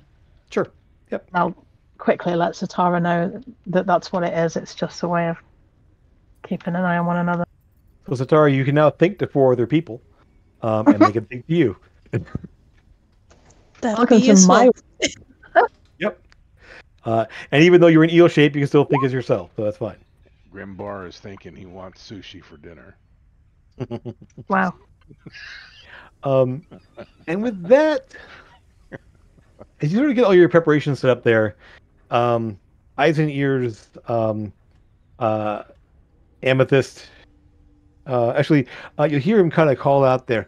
There are, actually, well, there are 3 people down below the ship. A ways down below the ship. It is a matter of they're flying there. I don't know.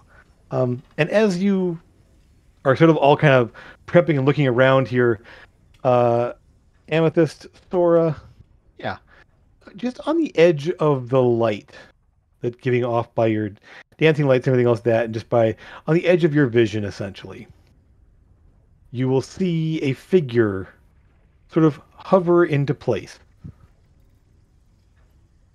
Why did that not come through with a picture? Come on now. I know you have a token, don't you? I didn't put the token on there. Sorry. Hey, that token didn't come through. One moment while I put the token on the map. Didn't get saved. So 1 sec. Couple more clicks. There we go.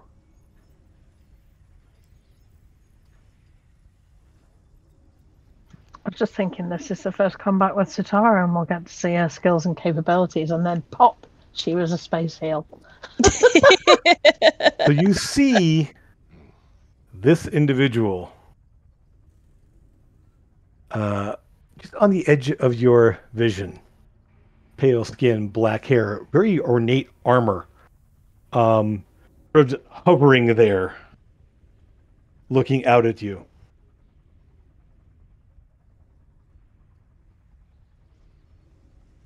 Second here, let me just fix one thing. Like him. Is that? He looks like a vampire. No? Well, I can't see that. I'm still sitting down there. You're still sitting down there. You guys will hear a voice call out very clearly. We must talk. I have been looking for you. Please. Let us have a conversation before I decide which of you dies. Let's have a conversation. And Eisner's like, the three on the below are just waiting. They're just down there. Don't know what's happening. You are the ones who killed my daughter. I didn't think it was possible for vampires to reproduce. Well, they can when they're still not vampires, and then be turned into vampires, I think. Well, that's kind of cruel, don't you think? Why would you do that? Is this the one that bit your boobs? Is that her dad? I think it might be the girl who bit my boobs. Did she bite me? In the boob? Specifically? You are very comical, I see. I have no idea what your encounter was with her. Oh, I call her my daughter because I was the one who gave her on life. I gave her the form that she used in this world. It's not him, so thanks for that.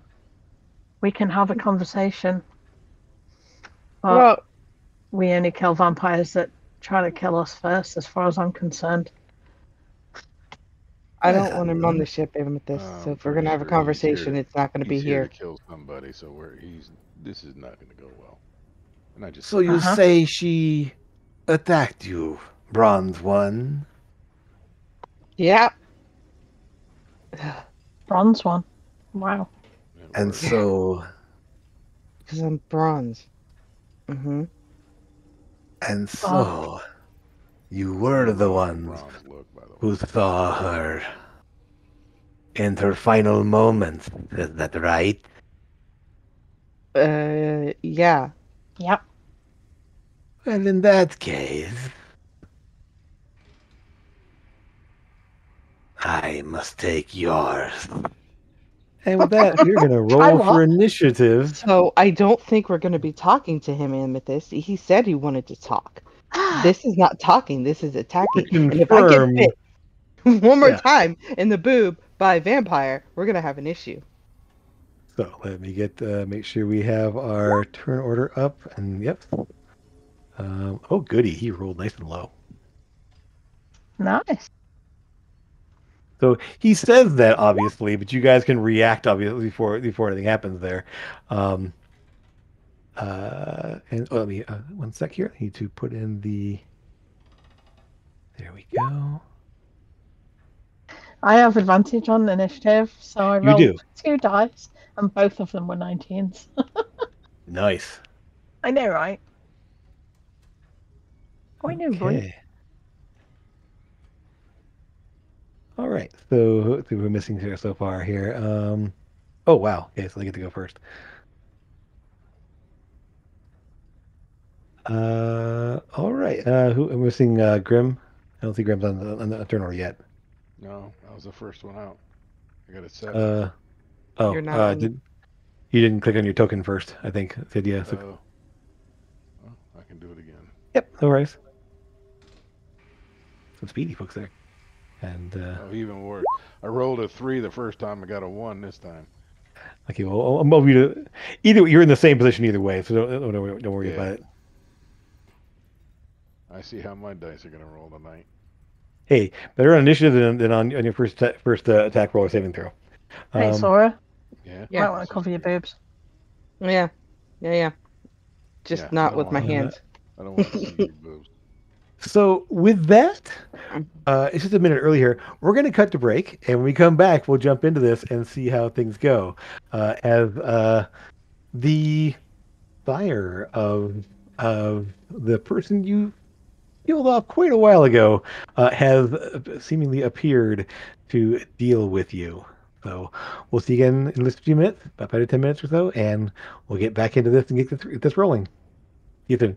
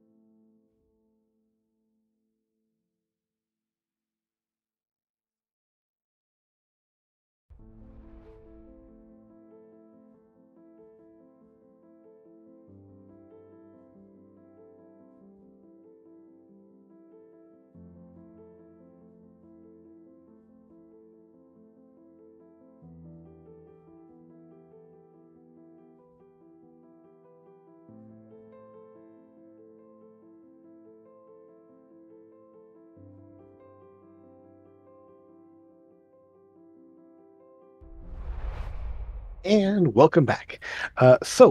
We have a vampire has made his appearance, and um, I mean, he couldn't. He screams vampire. I mean, he's got the red glowing eyes. He's got the pale skin, the black hair. You couldn't.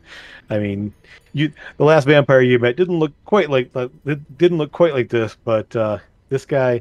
Like one thing you will also catch as he's on the very edge of your dark vision is that you will see he has very obviously pointed ears, and elven features. Um, so it's a little bit different what you've seen before. But as you that's not what I wanted at all. Hold on, sorry. That is the wrong music. Where is it? Where is it? Where is it? That's the one. Okay.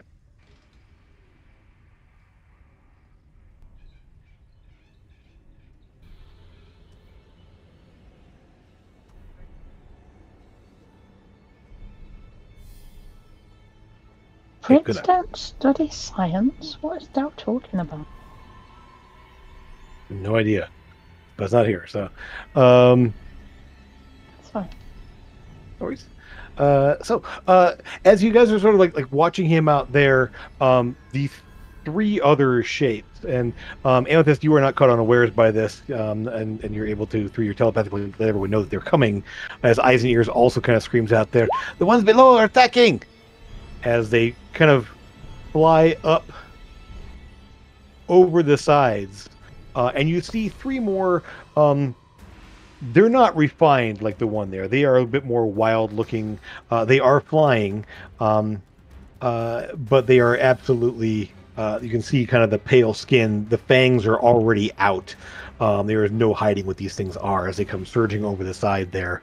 Let's see. As they come up over the sides here, one will go here, one will go there, and one will go there. As the space eel is sort of like not really a target. Like it's more like a what is that kind of situation here as they sort of fly into position. Lucas, yeah, the one, and they just come at you just like this all claws and fangs. As these things come, there's less. They're not unintelligent. They just look less intelligent than the main one there you saw. They remind you a little bit of the newly turned vampires you guys fought in below Mournhold Tower, where you met Carlea initially.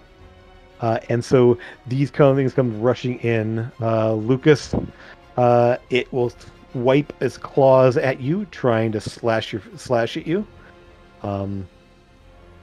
So Lucas, 23 will hit for 7 slashing.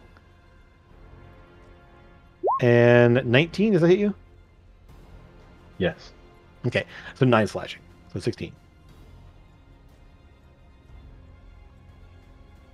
The ones over here, Sora, that these two, they're kind of like rushing in at you. Obviously, sort of the larger of the targets there. And they'll go ahead and try to claw at you. First one clawing twice for a 10 and a 22. Does that 22 hit? The 22 will hit. Will slash you for six slashing. Not a lot. And then the second one will swipe its claws 24, 7 slashing. Mm-hmm. And 15 does not hit. Mm-mm. So you're just all claws, and they're just like all just like raking their claws at you at this point. Just all hissing, and they're not speaking. They're just as they're just all hunger and anger. Satara, you see these flying, pale-skinned, clawed, fanged things come rushing, like flying up over the sides there, clawing at Sora. I'm gonna move over next to Sora and attack the one standing in front of her. Okay. Space Eel, hi. Bite 10 does not hit. As it sort of They may move very quickly. They're very agile and kind of floating around at this point, and sort of like just dodges back out of the way, and you put the tail around, and it just kind of does this like little like backwards motion there as teeth and tail swipe out and miss it. Anything else you want to do as a bonus action? Nope. Okay, Amethyst. You see him just sort of like arms folded, sort of that classic villain pose, like just hovering in midair, watching as his minions have all surged forward to attack. Well, I don't like it. I'm going to attempt to cast Hold Monster on him. Okay. That's going to be DC 18. Wisdom? Yes. There it is. Okay, Love you sorry. too, girls. My baby girl. Oh, I'm sorry. 14. He rolled low. So he comes. You know what? He starts to like, you see him sort of like freeze for a second there, and he just sort of narrows his eyes and shakes it off. One legendary resistance gone. Okay. Okay, 1 second. All right. So, just want to ask, before we started the fight, I was showing Sitara the flying carpet. So is that still? Do I still have that out, or do I have? Yeah, to you have it out. It's fine. Okay. No, it's fine. You had. Yeah, you said you had it out. It's fine. Okay. Okay. So you cast a spell there. He does. We're going to resistance to shrug it off. And anything else? Bonus action, movement. You are not currently engaged, so you could move.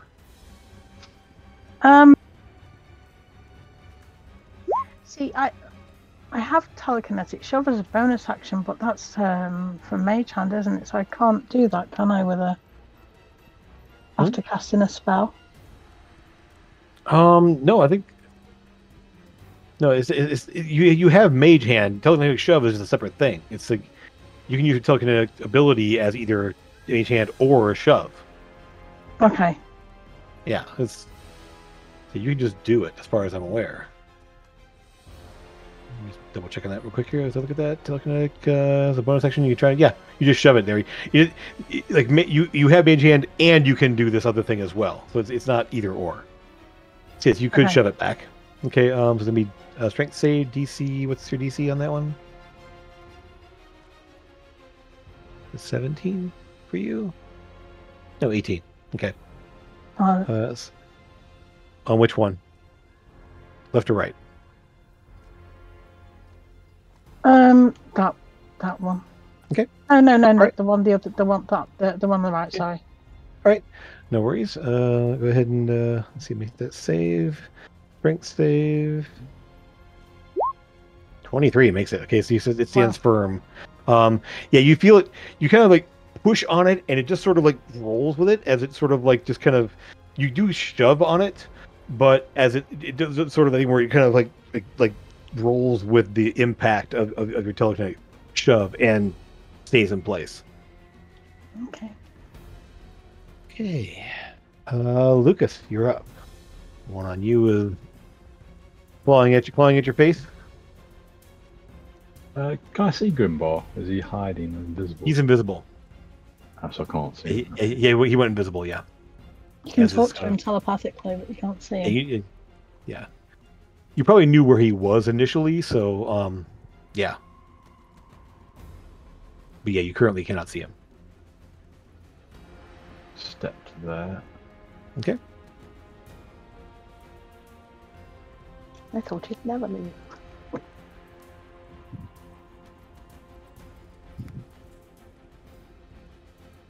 Casting.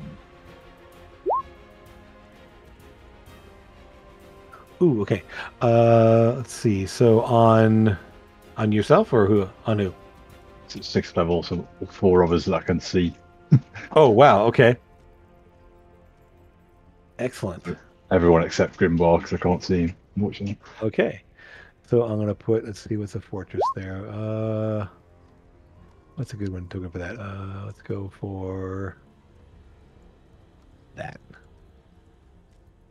Put that on all for you. Oh, and Amethyst, you also have your shield up, don't you? My yeah, Okay. the Shield of Faith. Yep. Okay, so you all have Intellect Fortress. So don't forget that while this is up there, you have resistance against resistance against psychic damage and advantage on intelligence, wisdom, and charisma saving throws. So don't forget that. And you are currently concentrating, so I'll mark that as a yellow dot on you. Okay. Bonus, I'll give Bardic Inspiration to Sora. Excellent. Boom. Sora, you are inspired. And with that, then, Sora, you're up. Vampires are in your face. Lucas has cast a spell to bolster your mind, and you've been inspired, and you're ready to rock.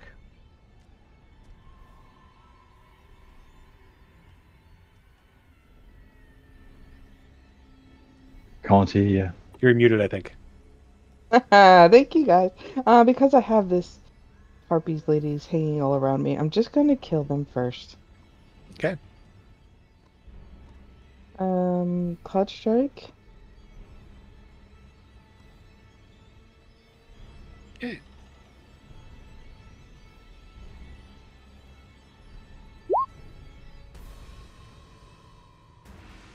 I don't. That does not hit. Nope. Well, I have Bardic Inspiration. You can roll your inspiration when I hit that. Go for it. Mm-hmm. Is it D10 now, right? Yeah. Yep. Don't roll 1. I rolled a 5. You're fine. 18. Yep. Okay. So that was that. This will be 12, 13 damage. Excellent. And then I get to hit again because funness. Yep.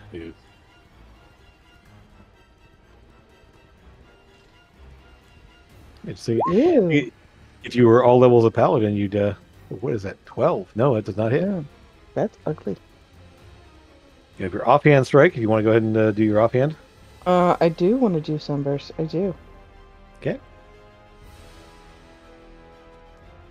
There we go. Oh yeah, that definitely hits. Okay. For 11 damage. Yeah. So the hammers are just thudding into it. Yes, because I'm not big. So the first one from Cloud Strike hits. The second one sort of skitters off as it sort of ducks its head there, but then Sunburst comes in and smacks it there, just all hitting its center mass. You just feel you kind of feel bones cracking as you're hitting into this undead thing in front of you. It just sort of hisses in pain with each strike. Anything else? Attack bonus action. You want to move? Nope. Okay. Grimbar, you are up. You are currently invisible.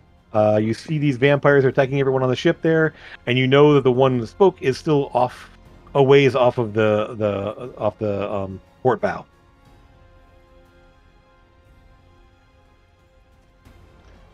Tossed. Should I wait for the big guy, or should I just take out the guy? Using the boots of striding and leaping, I can get to this one pretty. Oh yeah, easily, yeah.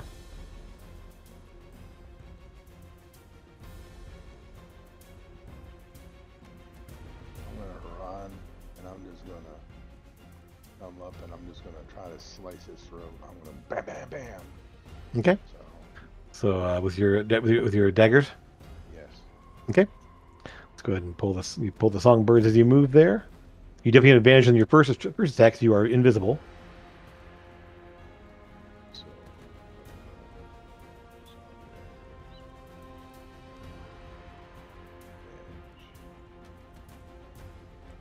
And because I'm invisible, well, do I get 2 sneak attacks?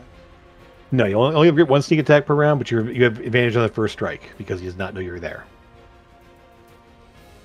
You then become visible, so after your first hit. Wow, I rolled a 1 and a 2. Oh my with gosh. advantage. Okay then. So, even with technically overwhelming the guy, you don't quite hit. So No. effectively, the strike comes out there, and you go to slice into it. The second your blade starts to hit hit the flesh, it just flinches automatically back from it. There, as you become visible, it sort of looks down at you, hisses. But you still have your offhand attack if you want to get attack. For your offhand attack, so you have a blade in each hand. That one is no longer is advantage, but you still get sneak attack. Yeah, because you have an ally in melee. That's gonna hurt. That's a crit. Oh wow. Okay, yeah. So, yes, it's gonna be crit and sneak attack. So basically, this is gonna be a lot. So just roll double the dice. I believe. Let's see. That's Now I that's gotta do. Why didn't it? See, sometimes it rolls. yeah. So now you should find the sneak in your actions. There's a way to roll that and double it up. See, it says flat roll, but it doesn't say sneak when it does damage. It just Yeah, I says don't know why it did that. I don't know. Can you right click on the sneak attack and make it crit? Well, I'll just do what it's 12d6 now, right? Yeah, it is. Is it 12 or 10?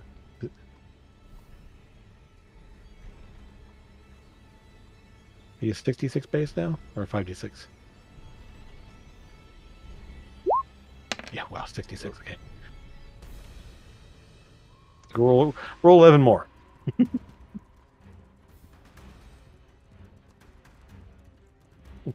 on. Okay, now I can't get it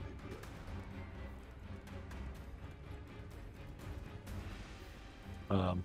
So yeah, as it dances, as it lunges back away from it, there you just follow up with the second one, just shoving the dagger right into its ribs, and just like ripping upwards a little bit into there, carving out a good chunk of flesh in its chest.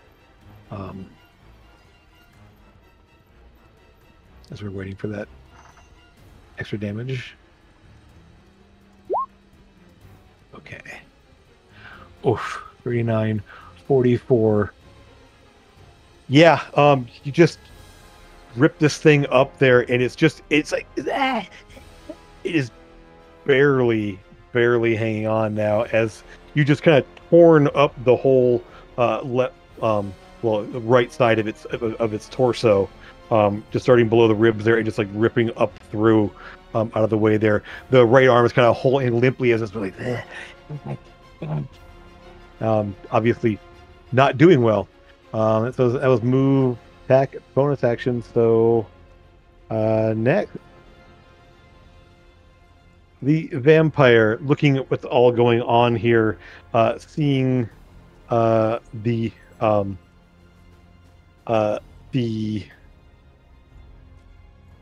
fate of its minions. Yeah, let's see. He's just gonna go ahead and he'll stop right there. That's better. Why get in melee with 3 when he can just get with melee with 2?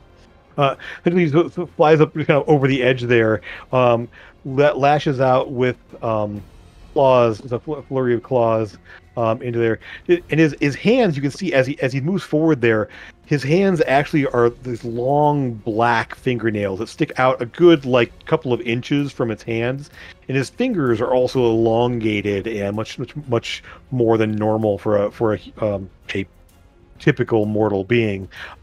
His eyes flaring bright red, and he's just like, I'm trying to enact some payment, as he will lash out at you guys. We'll go with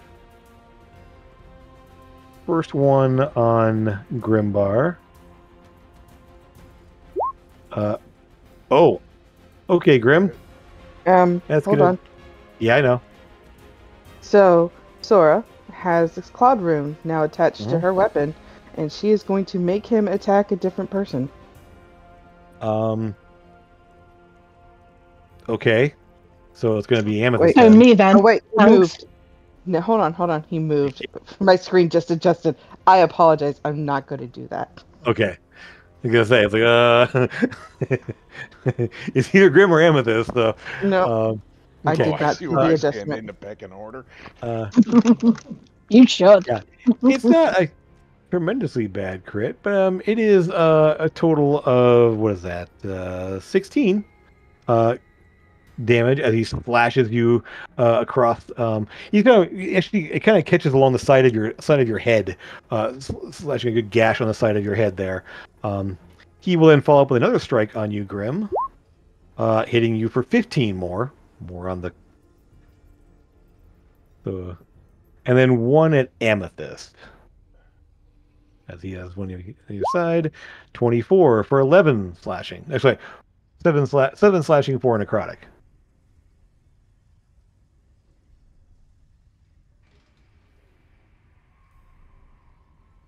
As you can feel sort of the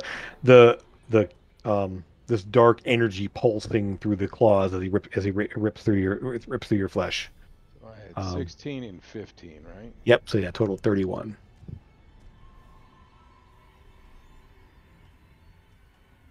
That'd be.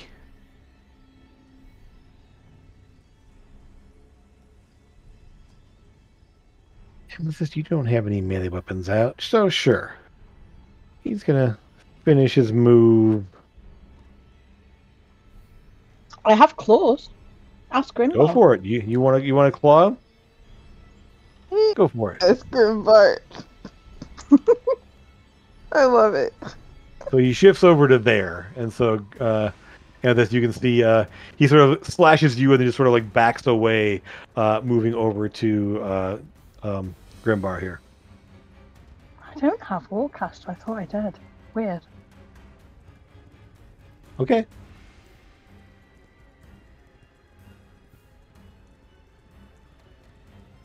I'm not going to hurt you, am I? But might as well. You can certainly try. No, Nope. he just. He actually is wearing what looks to be plate mail, of some kind of ornate metal, like breastplate, and your claws just kind of screech off the metal, as it just sort of as he shifts over that direction there. That's that. The other vampires get to go now. He will start with Sora this time. As the vampire minions there sort of, again, they're going to go one. Yeah, they're going to claw and bite at you this time. So the claw, it's 9 slashing. Mm-hmm. Yeah. No, it's fine. Okay. And then we'll try to bite. 19? Does not No. hit you, does it? Didn't think so. So essentially, he goes to bite at you there, and it just sort of like gets caught up on he's trying to bite at your neck there. He gets caught on the pauldron of your armor as you're. Yeah, The that's other why one- they're always trying to bite at me. Good God. Because that's what they do when they get a chance. Yeah. The other one tries to claw, doesn't do anything, and then the bite. This one, however, does bite. 27 to hit, Mm-hmm. Mm-hmm. 9 piercing, 7 necrotic, Mm-hmm. and that necrotic damage reduces your maximum hit point total. Mm-hmm. Yeah, normally he would gain that in health, but he hasn't take any damage yet. Do that real quick. Every time. Because that one had not been hit yet. Okay. So there's that. And now this one over here. Grim, you messed this thing up there, so it's going to go ahead and try to bite you.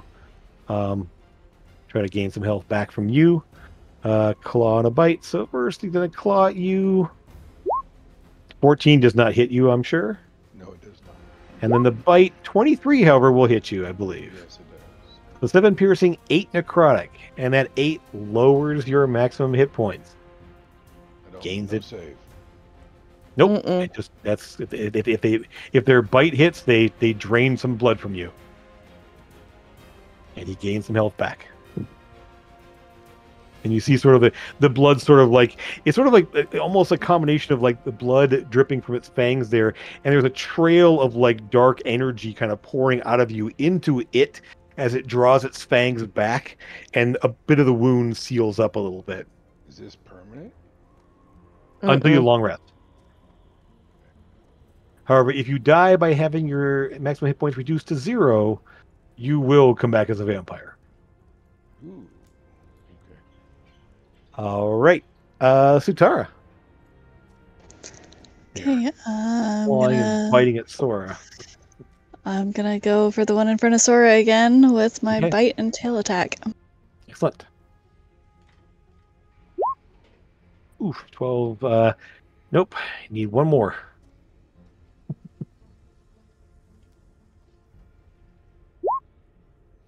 That will hit, however. Okay, so, and what's the save for? Good question. Let me see if I've got it here. Let me see. Space Seal, what is that? Or be poisoned for 1 minute. It's immune to poison. Okay, he cannot be poisoned. We'll take some damage, though. Yeah, the poison doesn't seem to have any effect on it.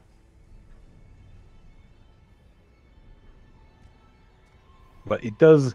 The tailspine does like splash into it there, sticking into it there, and you kind of pull it back out with a kind of little dark gout of black fluid from the thing there as it as you do that.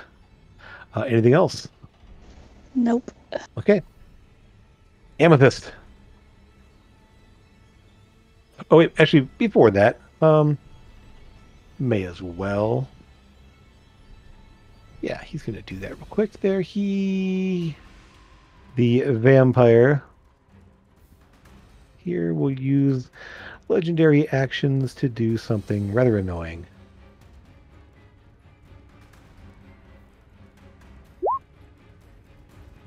Oh, okay.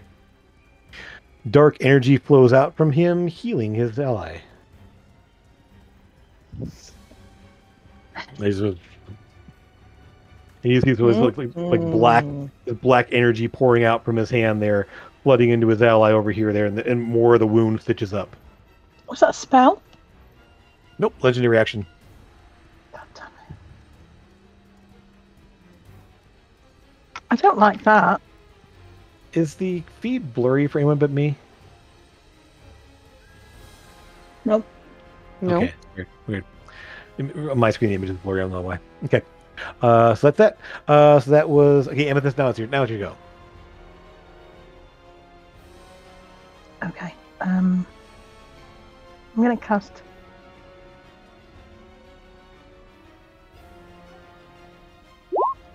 Distant Whispers on him Okay. because I don't like him. He's not gonna make that save. 17 psychic. And how many points were my permanent hit points dropped by? 6? 8. 8. I'm also gonna fly up 20 feet or so just to keep me out of. I know they're flying, but just keep me out of the way of them for a bit. Okay. Sorry, 1 sec here. And this was also makes him move away, right? Is that correct? Yeah. Okay. You know, that's fine. He doesn't care. Mhm. And so he has to move back. Flies away from you. And you fly. You're also flying it, and you add the wings to you. Okay. No. Is that the 20? Is that the 20 for you right there? Is the 20 how far up you are? In the blue. What? On your token, I see the blue circle has 20 in it. Is that how high you are? I haven't done that. I can't see it on my screen. Oh, no. That's armor class. Sorry. Okay.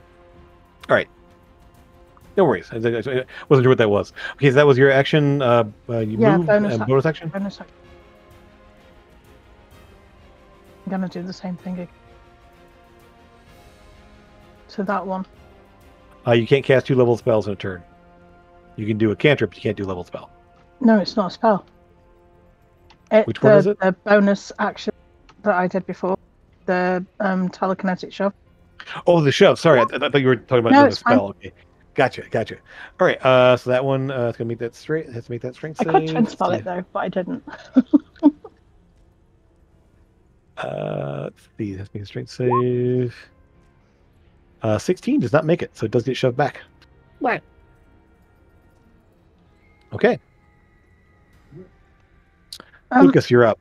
Sorry, go ahead. Yep. I think the DC's 14 on that. Isn't it 12 plus your spellcasting modifier? Isn't that what I read? It came 12 up plus as her Oh. 14 was her DC save. It's 12 plus the ability modifier of the score increased by this feat. Oh, So it should be you increase wisdom. Sorry, okay, never mind. It is 14, you're right. okay. Sorry. Yeah. Oopsie. No, it's fine. It does get staggered a bit, but it takes a half step back there, but then kind of rights itself and stays where it is.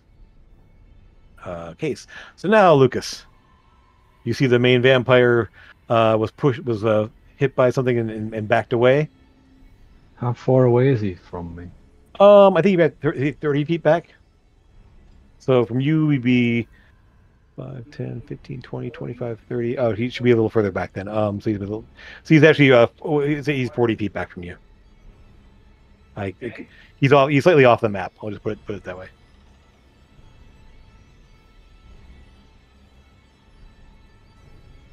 The measurement won't do exactly because he got pushed off the map. Uh-huh. So 40 feet was- currently. Lucas. yeah.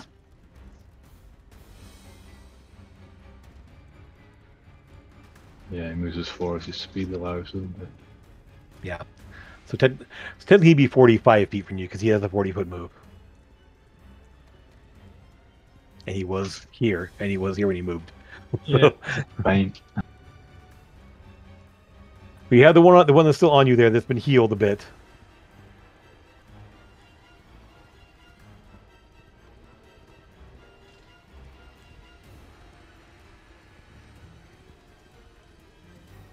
Bet, Jim, that was 22 health you did. You know, almost max. Mm-hmm. Yep. And this Whispers is only... It's not lingering. It just makes him run away, and that was it, right? He can come back. Yeah. Yeah.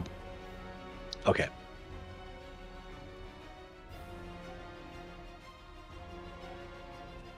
I'll cast it. I was hoping to get him in this, but I'll cast it anyway. Okay.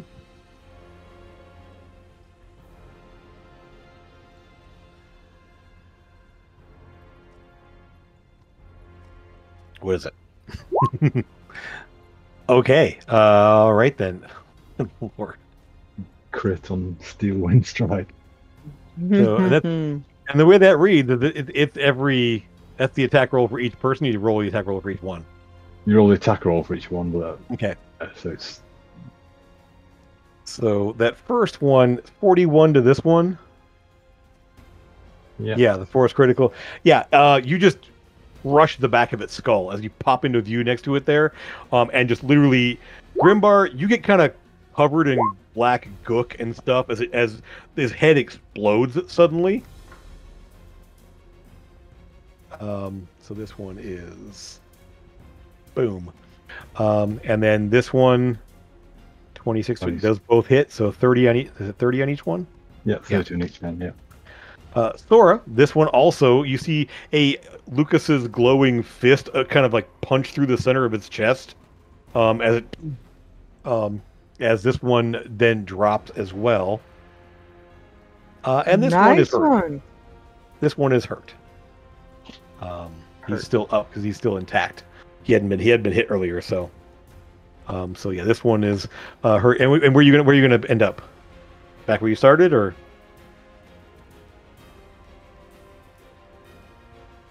I'll end up Adjacent to one of them. That's how. there. Okay. Yeah. Okay. All right. So Lucas ends up back over there. Okay. And anything else in the bonus section? Bardic inspiration to Grimbar. Cool.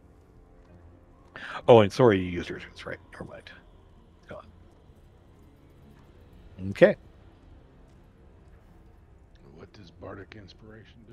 You can use it as a D10 added to any attack or ability check Okay. or saving throw, right? Or save, yeah. Ability Yeah. check, attack, or save. Yeah, any D20 check. Yep. Okay. Anything else? That's you. Sora, you're up. So, yeah, Lucas just All right. punched his way through a couple people and Nice one, Lucas. Is that a new spell? And I guess I'll just continue Nope. He's used it loads of times. punch this lady. I just wasn't paying attention. Cloud strike. Nice. oof. So no giant's bite. You click No. off giant's bite. You're not. Yeah, click it off. I don't know how to click it on or off, Jim. I'm sorry. Isn't it on your damage modifier? Oh no, never mind. It's this is beyond. You can't do it there. Okay, never mind. Yep. So it's going to be 11. Gotcha. Mm-hmm. Oof. Good crunch into it there, as it's Mm-hmm. already sort of like you can see it's kind of favoring one side where it got punched in the back by Lucas, and you sort of like kind of crumple that side in a little bit more from the first strike with Cloud Strike. Next hit, Next one. 18 will hit. Mm-hmm. Here's the damage.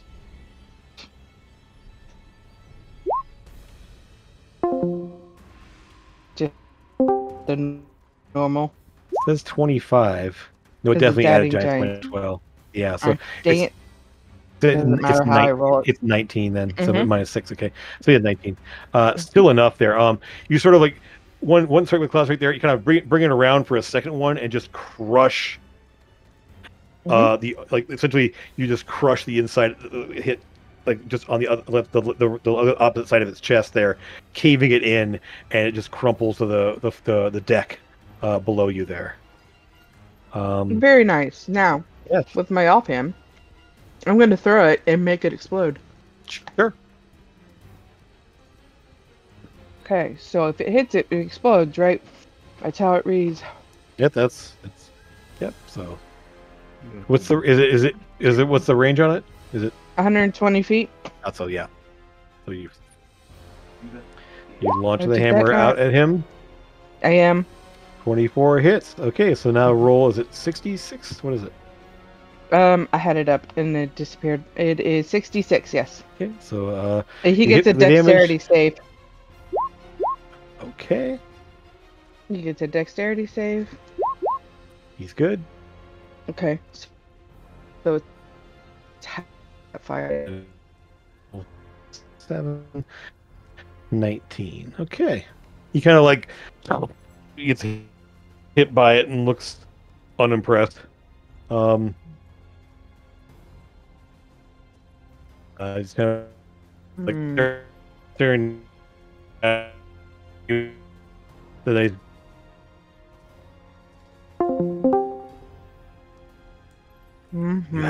You're next, Mr. Dude. You have surprises, I see. All right then. Grim, Mm-hmm. you are up. Can I switch to my bow? Sure. Yep. Easy enough. Stolfa certainly looks surprised when we killed her. I'm gonna shoot him with my bow. I'm still on force, I believe. Yeah, I think so. I haven't heard you change at all.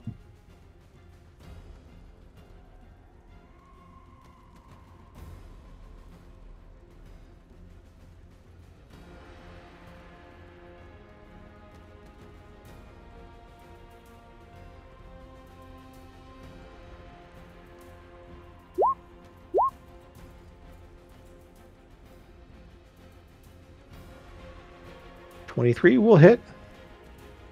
No sneak attack though. Just straight Okay, damage. that's what it is. The bow had. Excuse me. The bow has it on there. That's weird. It's going to be 9 damage though. Okay.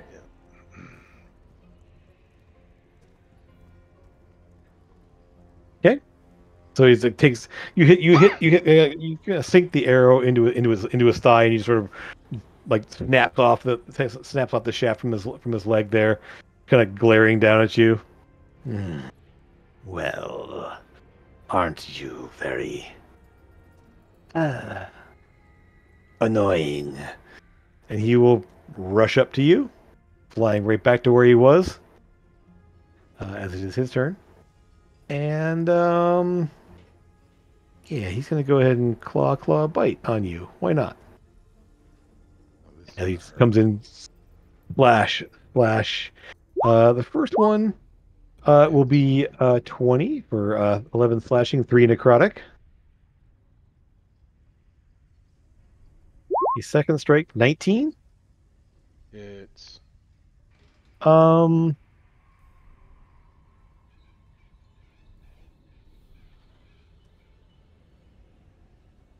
and then he's going to go ahead, and he is going to forgo that second damage there, as he just grabs you instead and holds you in a grip, an iron-like grip, grapples you, and then goes in for the bite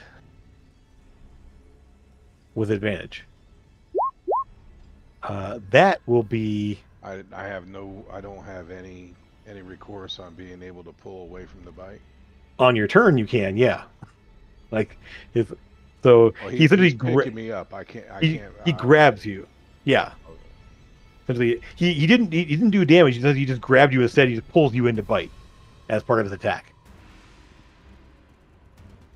I mean, when you have an action, you can attempt to escape the grapple, but essentially he has you grappled as he basically made a grapple check on you with a second attack and just grabbed you and then went in for the bite.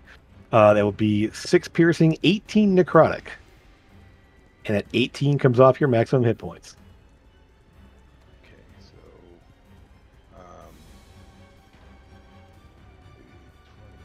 Oh my god.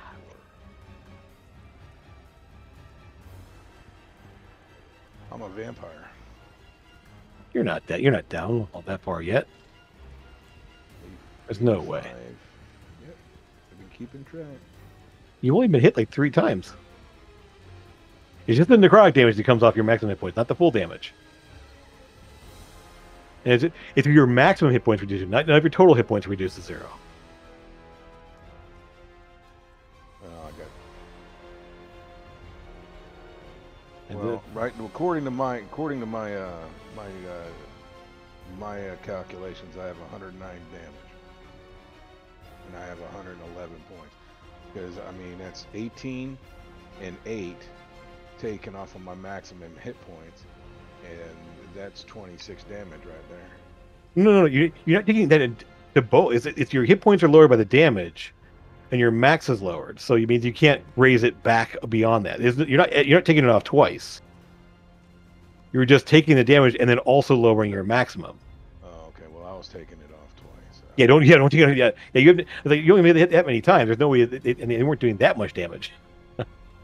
So if you do it on your sheet, it lets you keep track better. You can just click on where Your hit in the points. little box between where it says heal and damage. If you click the number of damage you take and then click the damage, it will take that off for you.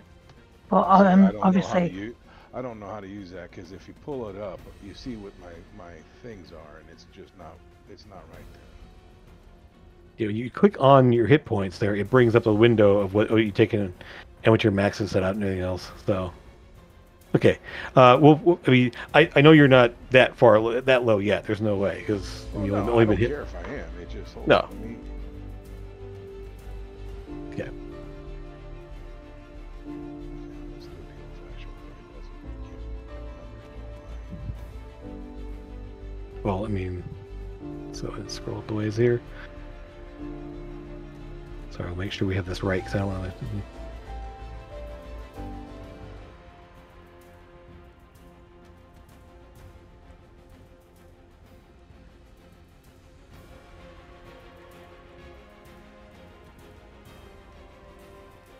I guess it gives the rest of us a bit more time to prepare what we're going to do next. Yep. So Tara, you are on deck, so you get to do what you want to do here.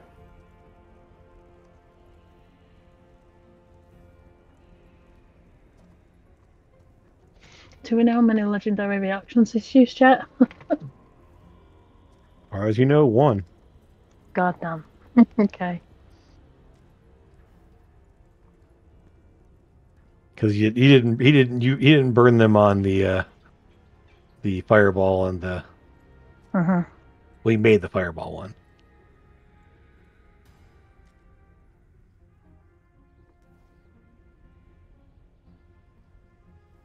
Yeah, I can't tell which attacks were on you, but they weren't that. They were only. Well, right above Satura, she attacked for a 12 and did 6 damage and 7 piercing.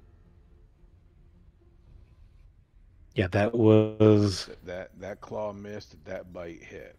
Yes, that was only 15 damage total, and 8 of it was necrotic, so 8 comes off the maximum hit points as well. But you don't lower. So every hit that they do, even with their claws, the necrotic comes off of the maximum, right? Right, but the maximum it doesn't come off your. It doesn't come off in addition to the other. It's 15 damage, and you lower your maximum by 8. It just means you can't heal it back up again. Yeah. I think you've only taken like maybe 20 something in off your max damage. But total damage, I think it's somewhere in the order of like 50 or 60. Well, I'm just trying to go back. Now here it is.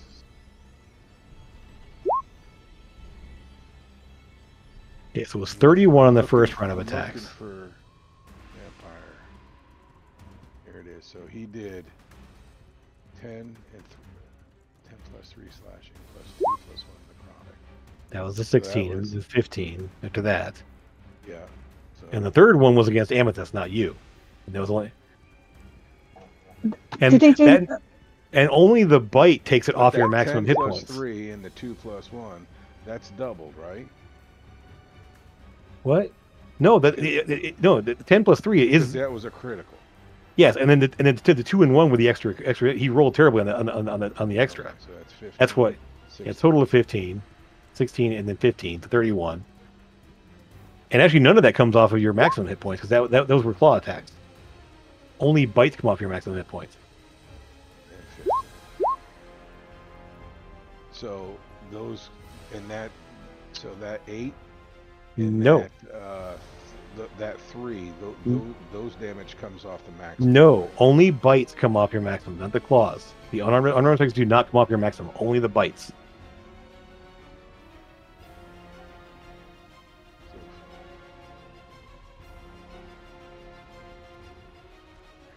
Yeah, I took 7 slashing and 4 necrotic because that 4's supposed to come off my No, max. No. it's just necrotic damage. It's extra damage. Okay. The only time it comes off your maximum is when they bite you. They're draining your blood. The claws are just extra damage.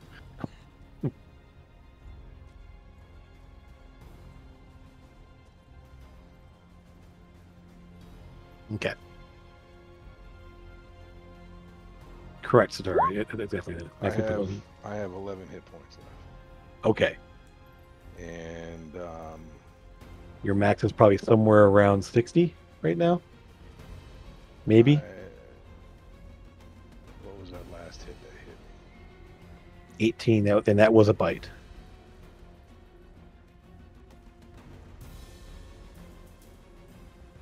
Yeah, I'm pretty sure only been hit by 2 bites. So 18 and 8, that's going to be 24. Okay, then that should be it. Off your That's maximum. it. Yeah. Because the rest were all claws. Okay. So, Satura. I misunderstood that. I apologize. No problem. No, it's not. It's the first time you're fighting vampires, and it's not totally clear. But I'll make sure it's clear moving forward. So Satura. I'm going to use my bonus action to drop my wild shape. Okay. And use my action to... Oh, we've got a freeze. Uh-oh.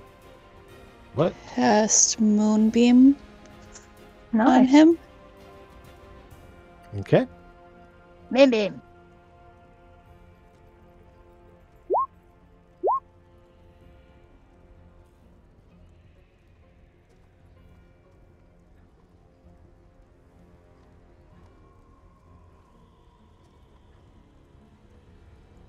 Nope, that's not it. Let's try. Oh, good. Oh, that's too big. What's the size of the moonbeam? 5 foot radius? I think so, yeah. Yeah, there it is then.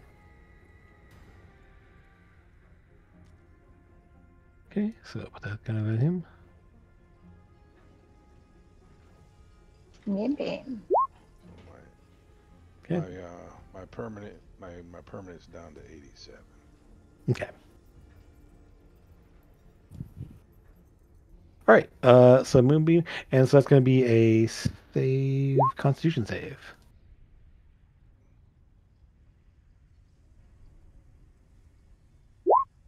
Ooh, makes that save. So half damage.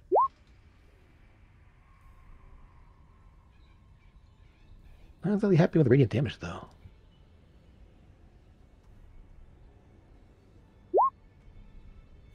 Okay.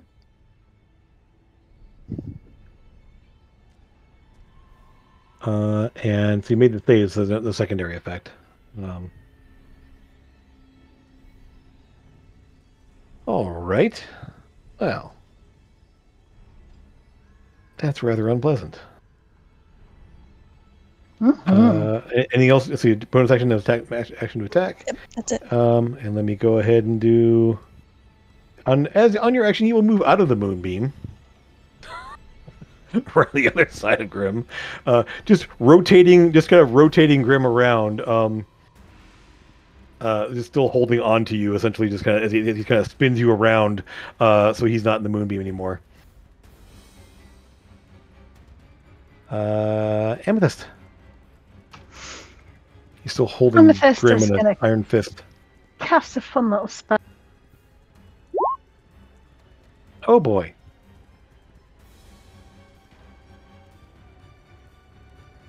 Okay. Yep. You want to cast it there? Actually, probably not.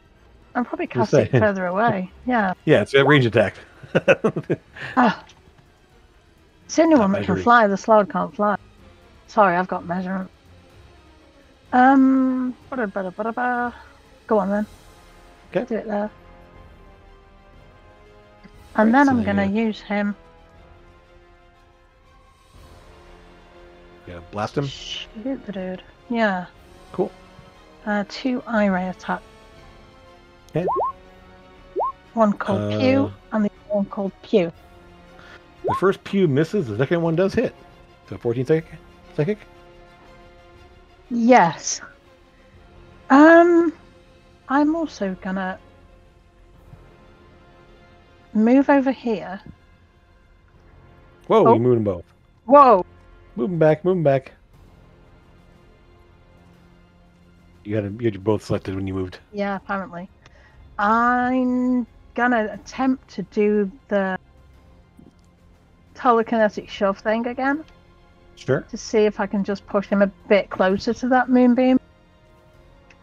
Okay. Sure. He'll make a strength save. Does not make it with a 10. Nice.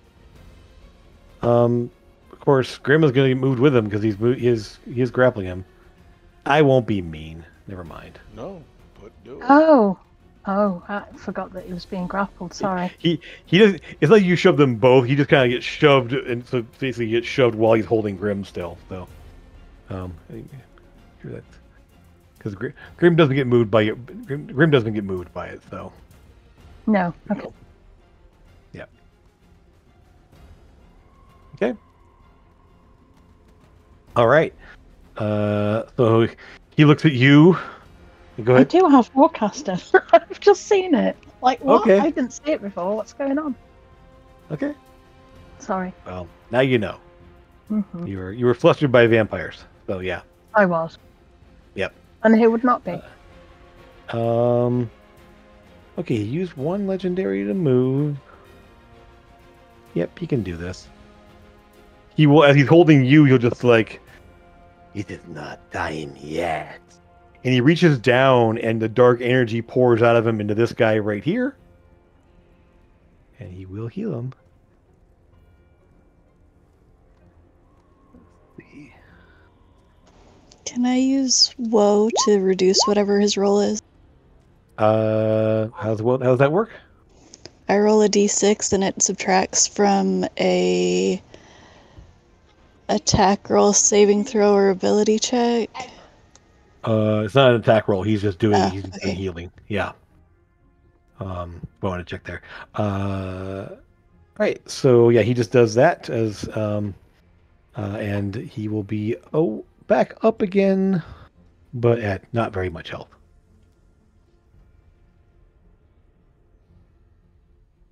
Okay, so it sort of like stirs and kind of looking up at his master there standing over him.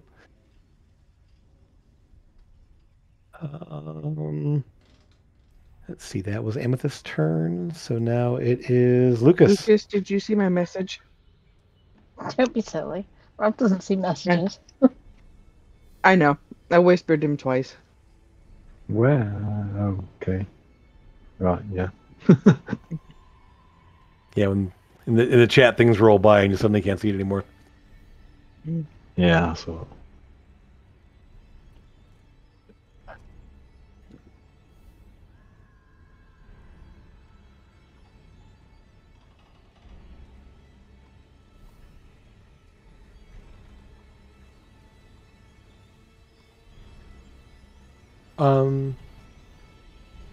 Sutara, you can move the moonbeam on your turn. Was that an action or a bonus action when you need to move it?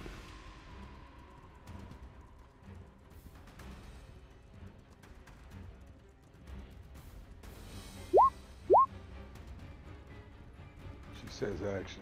Cool. Okay. Yeah, I think it is. Okay, just making sure. Okay. All right. So, Lucas, what you got going now?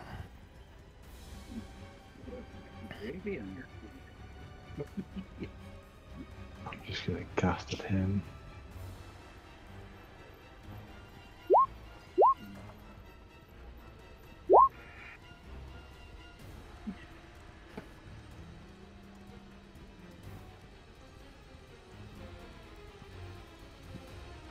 Dissonant whispers in. Okay.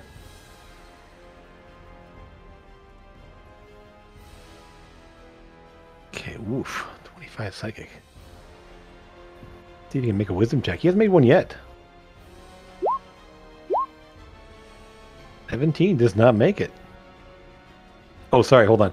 That is not correct. It's not a +2, it's a +8. So 23 makes it. Never mind. Yep, so he does make it to 23. Sorry about that. Clicked the wrong button. Okay, so he will resist at least. Take some damage, though.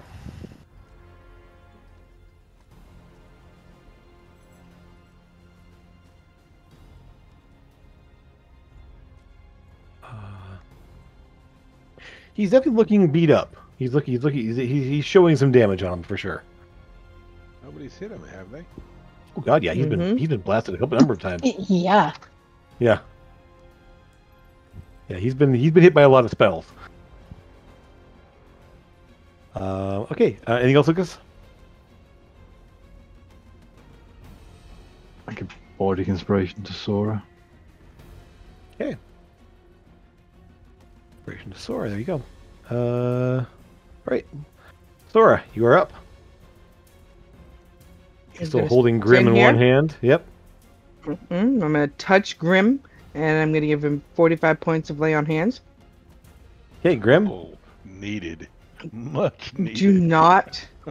Do not say that you won this encounter, dear sir.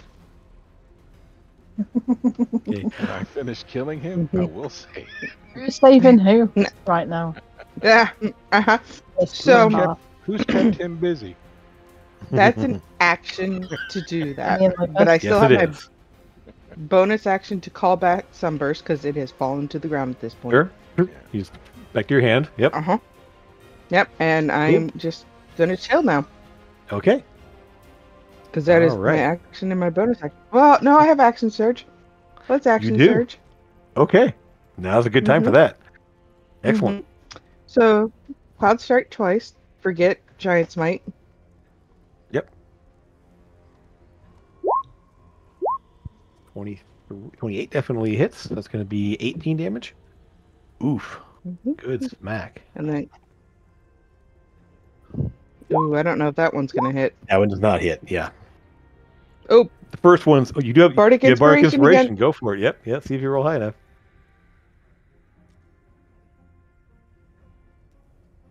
come on.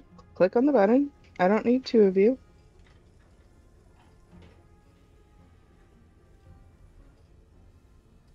Why does nothing ever work when you want it to? Because it's all slow. What's the roll? Yeah, that definitely hits. Okay, so yeah, you just hammer away, just smack him twice. What's the second damage? It rolled 13? Oh, that's Nope. it. It's 17. 17. Yeah. Okay. Bam. Bam. Okay. Yeah. It definitely you crack into him twice. Mm-hmm. Yeah. He's looking pretty hurt. Well. Mm-hmm. He's, And then that's me because I don't get a bonus action. he's a vampire, so he doesn't really get bloody, but he basically would be bloody in this case. At my point. I don't get a bonus action with action surge, right? No, you do it's not. Just my Yeah. action. It's your Right. action. Yep. Mhm. The 2 attacks. Okay, Grim. Now he is sitting there holding on to you right now. You can use your action to try to break out of it, or you can just go ahead. Do I get advantage by attacking him with him No. having my hands on me? No. He's biting me in the neck. Do I get advantage? He is basically holding you and just thrashing you around right now. So no, you don't get advantage. Like he is controlling your your every movement right now. You do get sneak attack though because I'm standing there. You will get sneak attack when you hit there, but you do not get advantage. No, but you don't get it. You don't get disadvantage either. I've dropped my bow and I'm gonna hit him with my daggers again. Okay. First attack. Second attack. Okay. First attack will hit. Second attack will hit. Roll sneak attack on one of those. Okay. First attack.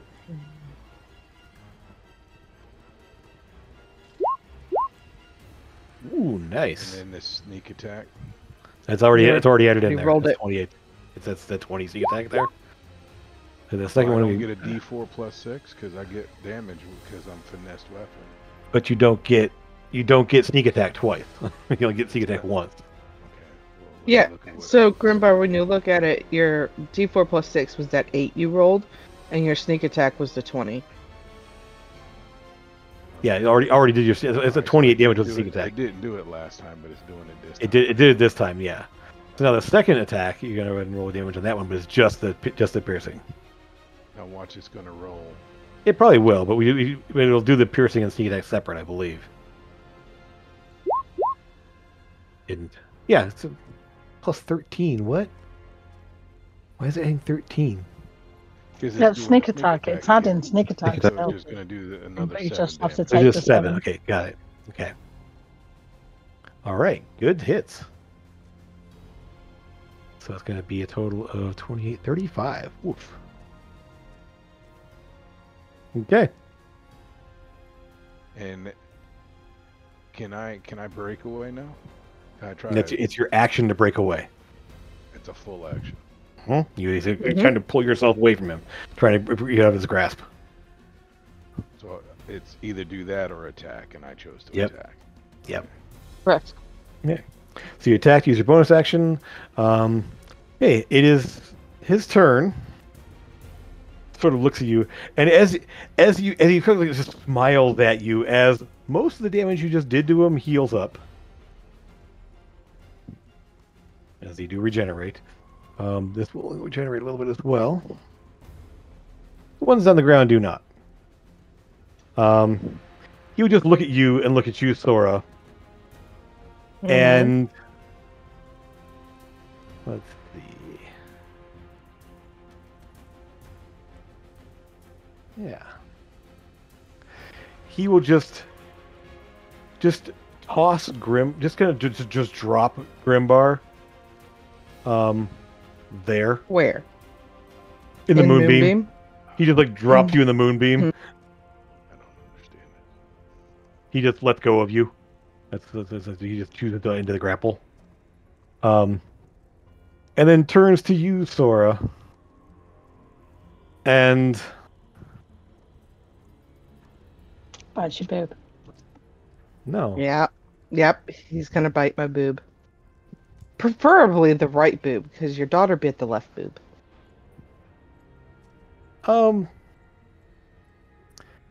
Can it be that way? He'll go ahead and attack you. Mm-hmm. One. That's kind of his job.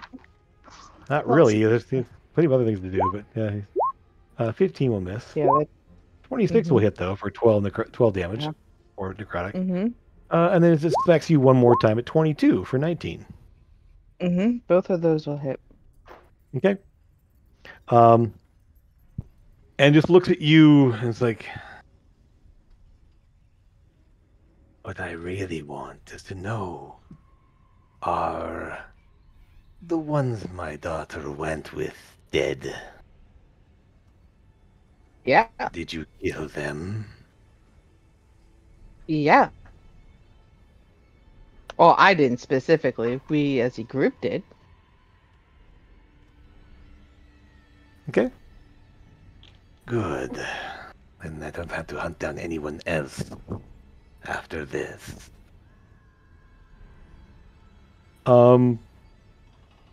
Lucas and Amethyst. Like there's anything after this. Give I know, me- right? Give Go on, me Sam. a intelligence check.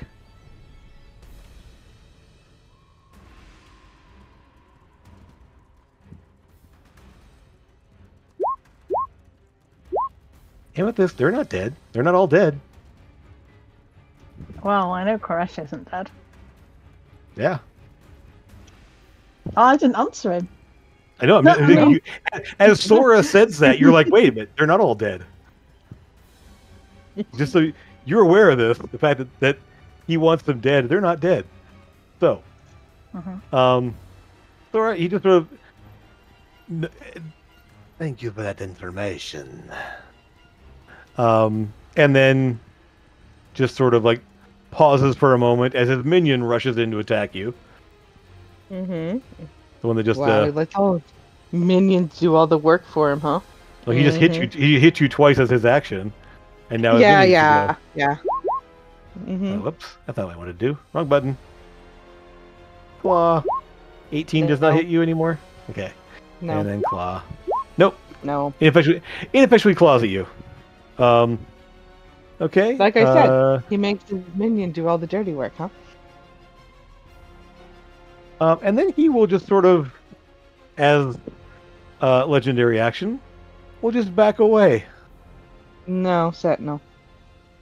Does not provoke attack. Doesn't provoke attack. He's not disengaging. He just makes a move. He actually turns partially gaseous and kind of floats back away from you. What about me? I don't get it. I mean, he was holding. Well, no, he dropped me. Yep, he dropped Yeah, you. he threw you. And like I said, this is legendary action. This movement does not provoke attacks. Okay. Essentially, he sort of like essentially, yeah, it's off of his turn here. But when he's like,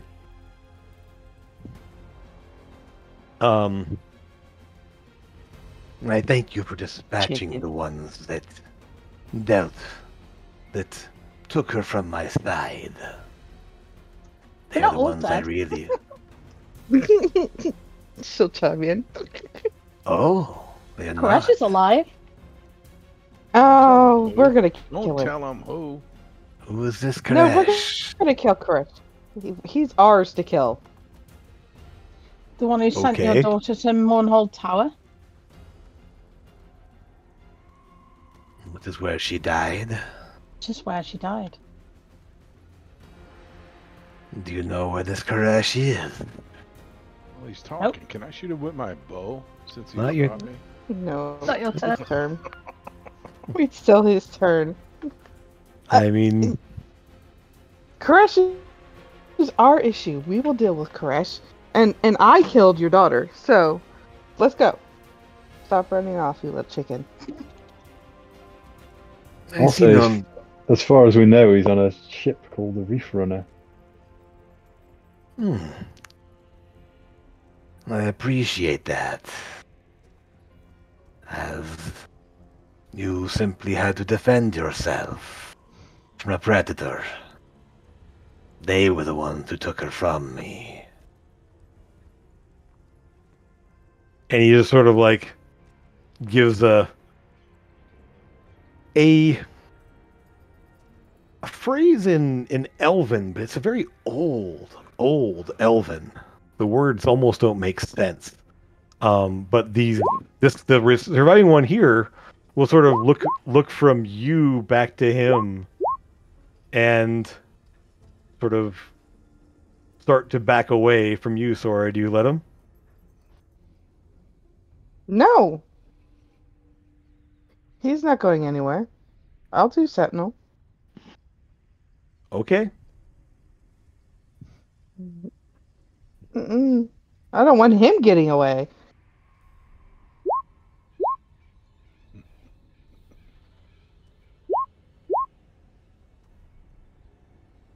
Jim. Go ahead. Make your attack. He's trying to move. Oh, Sentinel is this an one attack. goes to move away. Hold on. Yeah, Listen, this is the first. This is the first time Sentinel's actually worked. He's provoking an attack of opportunity, so he's not disengaging. He's literally trying to move away from you. So, are you going to hit him? It's not even a Sentinel thing. Yeah. It's just, are you going to hit him? Okay. I am. Okay, that won't drop him. Do you want to smite? Considering you have a smite, you haven't used smite on a vampire once. I'm like, okay. No, because wondering why the paladin hasn't bothered using smites in a fight with vampires. Why But haven't you okay. tried to turn them? Because turn on dead only works for certain creatures. Yeah, they're a little too powerful typically. And, but yeah, you want to smite him? Yeah, He but might yes, be. I'm I sure will the others smite are. him. Okay. I'll smote him. Okay. Consider him D8. smit. No, I'm gonna upcast it to be Smite? 38. Smote him. Smit. He's done been smoted. Smotified. Wow. Wow. Yeah, Tora. it was a crappy roll. 1, 2, 3. I rolled it. Okay. You are. Essentially, you smack this thing. The radiant energy just burns up his body as he just kind of falls off the side, and he's just like it's kind of this silent scream as he is knocked off the side by your hammer. There, definitely not. See, that's what I was planning on doing next. I was gonna 3,000 kick him off the side, but that works too. So yeah, you just smack him there in the face. Knocking him back over the edge. That's his turn. Sutara. Alright, I'm gonna move my moonbeam over vampire dude. Okay. Maybe. Alright. Let me Essentially. break weapon. Okay, so it's going to be again. That's going to be a Constitution save again. He takes it. Yeah, he'll take it. 10 damage. Okay. He just sort of like hisses in pain as the moonbeam shifts over on top of him again. You're making it very hard for me want to leave you alive. I don't think you should. And then as a bonus, I'll healing word Grumbar. Okay. Come at me, bro. We did take great pleasure in hunting down your daughter and killing her. After she attacked us in the cemetery. Lord, Bertie. Oh, dear Lord. You choose I don't to want him make to this get away. more. You choose to make this more personal, do you? It I is can hunt down the personal. ones that You just I can boarded our hunt- ship and attacked us. I can hunt the ones that you care for as well. However, I wish to hurt the ones that took her from me, not the ones that ended her. So, I leave You- my whelps with you. And as this is your turn, he will move away further. He's still within range of you. Yeah. But as Lucas has just pointed out, we can't really kill him, can we? Because we'll need to know where his coffin is. And without knowing where that is, we won't be able to... This is the trouble that we had with the other vampire that left. She went back to her coffin and we didn't know where that was at the time, and so she got away because she just turned gaseous and went back to her coffin, which is what he'll do. And then he'll hunt down our people too. So what do you want to do? You want to fire at him, attack him, or? I want to fire my bow at him, Okay, but it's not my turn. coming Of up. course I do. I want him to die, but it's not going to happen because he's just going to float away. Yeah, but if we dispatch this part of him, don't we get more XP for than just what we've done? XP? What's that? We don't do XP. What is XP? Whatever you call it. As you're kind of debating there, it's like, Just I go. I will leave you with my name. I am Amborn Zolas. And hopefully you will never see me again. Before you go, Don't. I'm gonna Hell shoot on him with that. my bow. Can I shoot him with my bow? Sure, go ahead.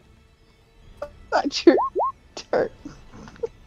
Yeah, go ahead and make the shot.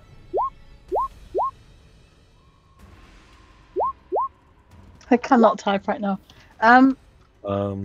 Before he goes, My bow breaks. And I love it. No, it's funny that like, you take the shot and he just catches it and just snaps it in one hand, just like just kind of Before tosses you it aside move- contemptuously.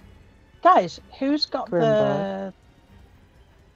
the cloth that Elsa gave us? Have I got that? I think it was Lucas because he used it to scry.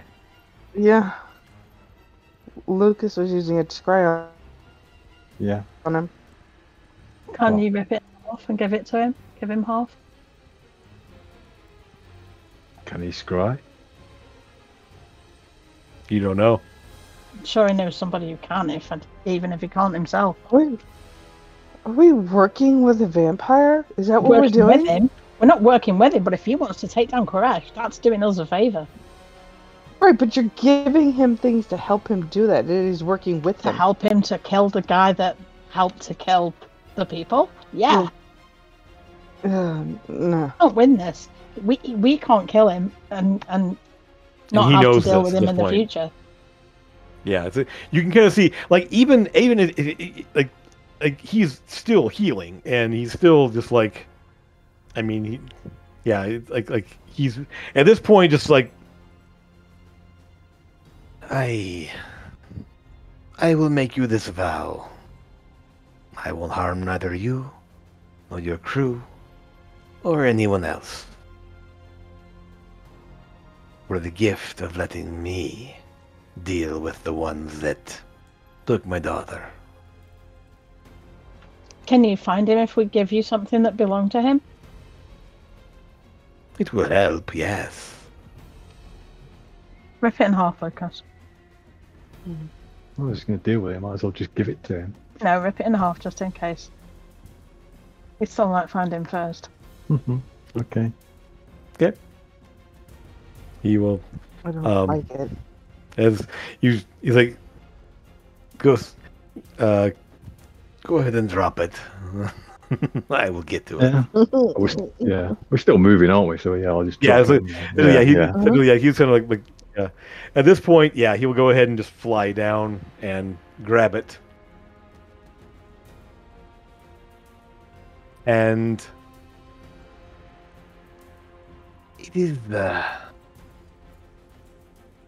rare to find those who think beyond the bounds of good and evil. I have not encountered such since before this world broke.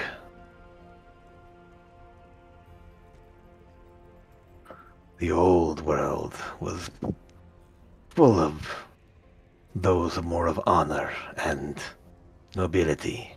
Oh,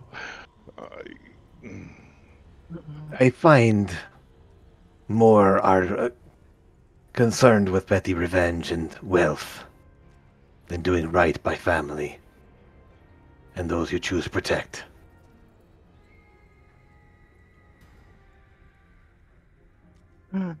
I thank you. So, God damn it. clump of fucking dust. Were you a Kodinov supporter then? What's that? Drasar Kodinov? It's the name of the Dark King. The real name of the Dark King. I know not of this person. Okay. You're talking about royalty, and that was... Oh yeah, yeah. Okay. That guy would definitely not qualify as royalty in anyone's book. He's a usurper at best. Good. Just making sure. Well, if all goes as intended, you'll never see me again. Yeah. And with that, he will sort of take his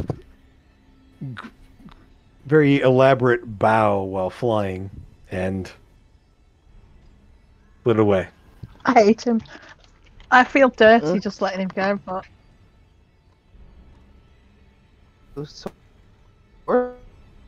Oh, literally, when he said that, he was going to hunt down our families and people that we love. He can't do that if we kill him. But we can't kill him unless we know where his coffin is. We'll find it. We always do. Well, maybe when we find his coffin, we can dispatch him. Now that we know his name, we might be able to scry on him. We'll see. But right now, we can't. There's nothing we can do. And everything is quiet once more. As the ship moves on, people sort of poke their heads up. The vampire bodies that were still on the deck here, you can get rid of them. They don't seem to They be... don't turn to dust. Well, you didn't do anything to make them turn to dust. They're just dead bodies right now. There are ways to dispatch vampires that will get rid of them permanently. Lesser vampires, especially. Do we have to cut their heads off or something? Catch them In the on sunlight. fire. Well, we can set them on fire if you want. We can fly down, put them on the ground, set them on fire, and then get back on the ship. Grimbar will say something smart as, "Oh, why? That's you're burning their souls. You know. Let's watch out for their souls. Let's babysit their souls. You got to think about that. We don't want to hurt their souls." So we're preventing them from coming back. Grimbar. I mean, to me, That's cruel. That's if you cruel. leave We them shouldn't do that. intact, We they can shouldn't just do come that. back. Well, what about their souls? They have feelings too. They haven't got souls. They're vampires. They're undead. Okay. What is going on with you? He's mad. I'm He's mad. mad. I'm mad as You hell. wouldn't let him kill him. You wouldn't kill him. You're dealing with a vampire. He's mad at you. Good. It's not He's me. mad. Door's mad too. I was just the voice He's of mad, that. That obviously. Their souls. I their said, souls have as Lucas feelings too. said. Their souls have feelings too. Lucas said to me He's- that's all what will he's gonna let happen. you say. It's- Do whatever. Okay. Whatever. Go after him. Here's my fucking Grimbar. flying carpet. Go after him. Go on. Go take him down. Let him come for your family. Oh no. We know for a fact that when we dealt My with a family's vampire, dead. we know before when we dealt with a vampire, she didn't die. We took her down and she she dissipated and disappeared and went back to her coffin. And until we could find out where that was, we couldn't do anything about her. And that was the only way that we could take them down, is by dealing with the coffin. So taking them down here will just make them go back to their coffin. Carry on then. Go after him. I'm not going to stop you. The captain, at this point, says, I don't wish to interrupt, but I want to point out something. His last name was Zorlos. Mm-hmm. Yeah. That is a very, very old family in Skarlos. One of the oldest, as far as I'm aware. Mm. So he's a really old family elf. Yes. I think there are still descendants of the Zorlos family who are members of nobility within Skarlos itself. I didn't know that one would still be around. If he's who he says he is, I mean, that is... I don't know. That's... All I know is that was a lot of... That doesn't surprise me. Never trust an elf. And I look at Lucas, I said, full elf.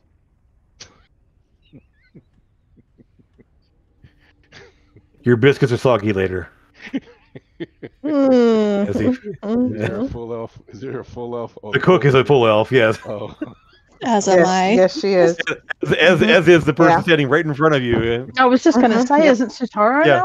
now? Yep. No, she's half seal. Seal? What?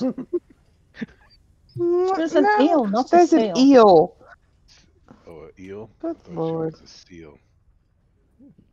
Why would she Definitely be a I thought she said spiny seal. no space eel.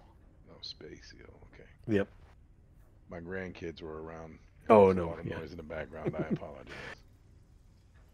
So, well, I'm glad he's gone. I mean, you have to deal with the bodies left behind, obviously, but that could have gone very different if we had been caught unawares. But it sounds Good like he thing they was had looking their for some eyeballs information. out. Yes, Grinbar, you actually spotted them first, so well done.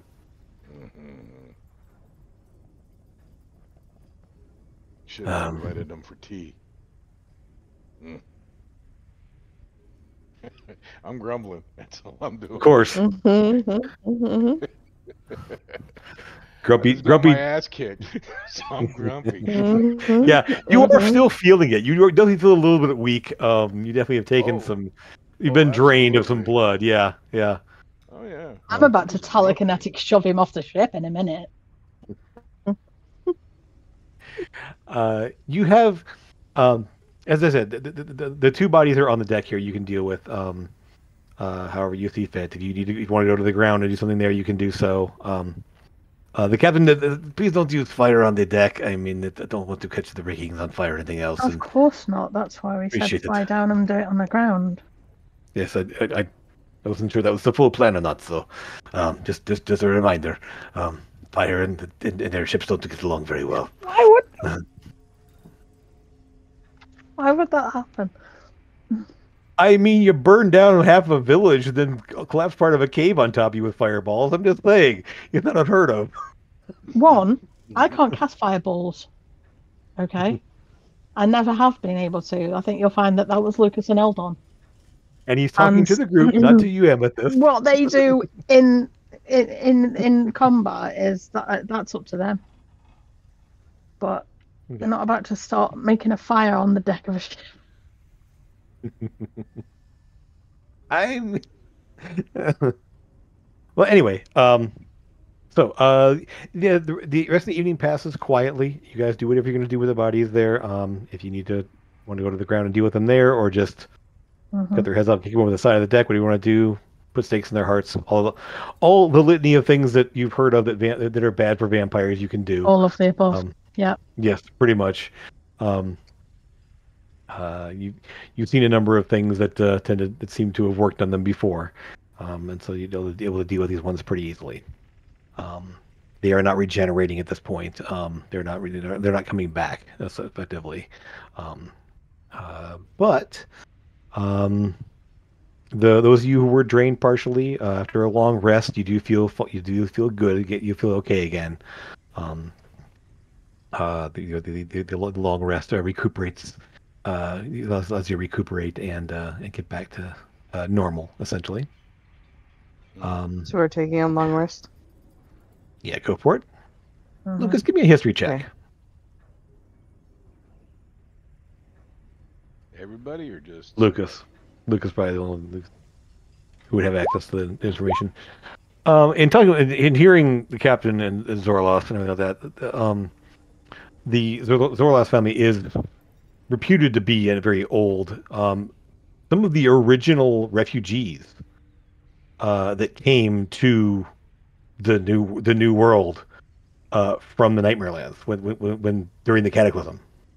The Zorlas family is cataloged as one of the families that came over on the original ships that fled the destruction.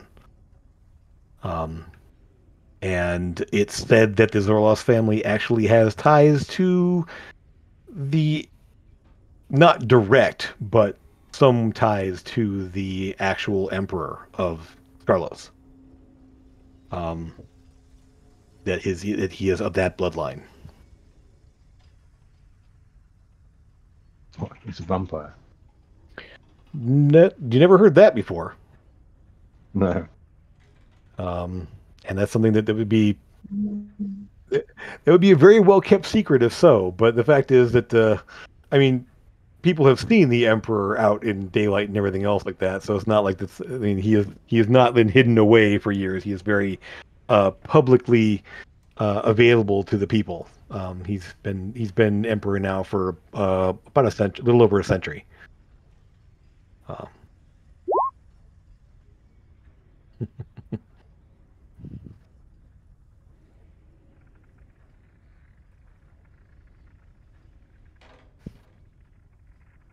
So, so as the day dawns the next day, it is a clear summer day. The air is warm. You are able to make good time. No other things fly up and bother you.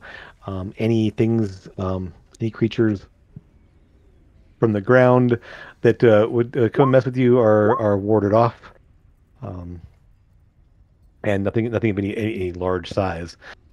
As you do get closer to the Airy Mountains, you do notice, rather than actually passing directly over the Coppervale border, the course does change, and you end up going a little bit more south of that point there, trying to not pass directly through Coppervale territory, essentially. On the mountains, you will notice, and you saw this before, but it's definitely more obvious now. A lot of the flying creatures there have black feathers. There are black-feathered griffins flying around. There are large flocks of you assume to be like dark-feathered, like hawks or other birds of prey. And on the far side, dotted about, you see a little bit more common among the bird life along the base of the mountains, especially ravens. Fairly sizable group of black feathered ravens, obviously. Something that those of you who've traveled the area here, Lucas, probably have heard of this, that a lot of the bird life has to be darker in color to the northern sections up in here.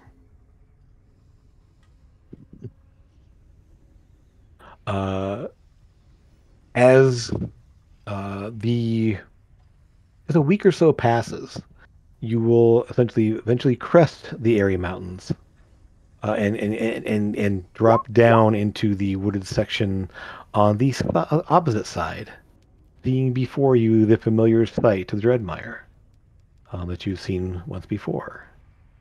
The large sprawling, wrong thing.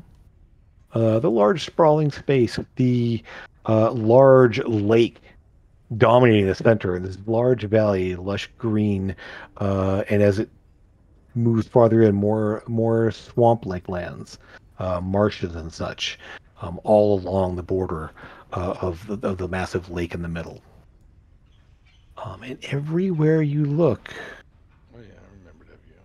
yeah,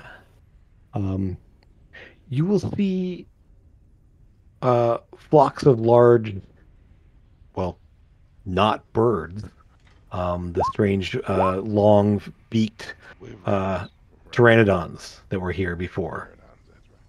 Pteranodons, that's right.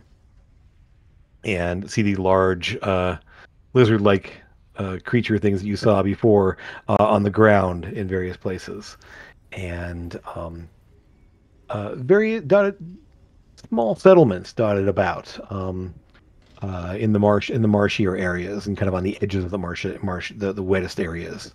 Some buildings and such up on stilts and such, and kind of keeping up out of the water there.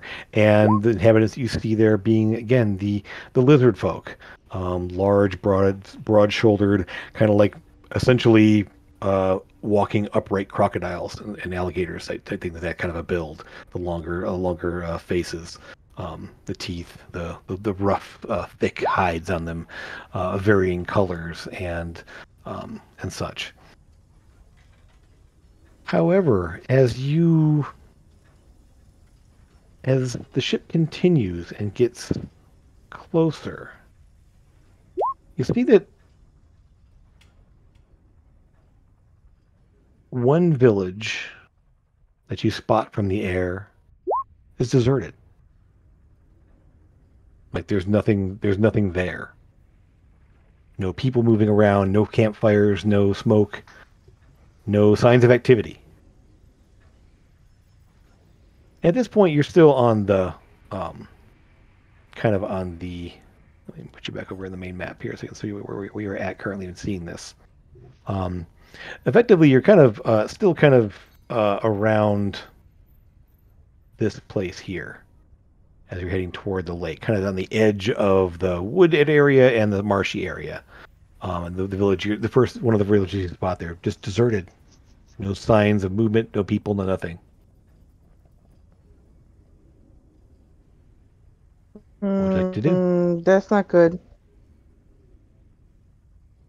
How long has it been? Eyes and ears can't see anything. There's no one there. It is deserted from what I can see from here. We can go down for a closer look. How long has it been since the vampire bite? Oh, at this point, probably about a week or so.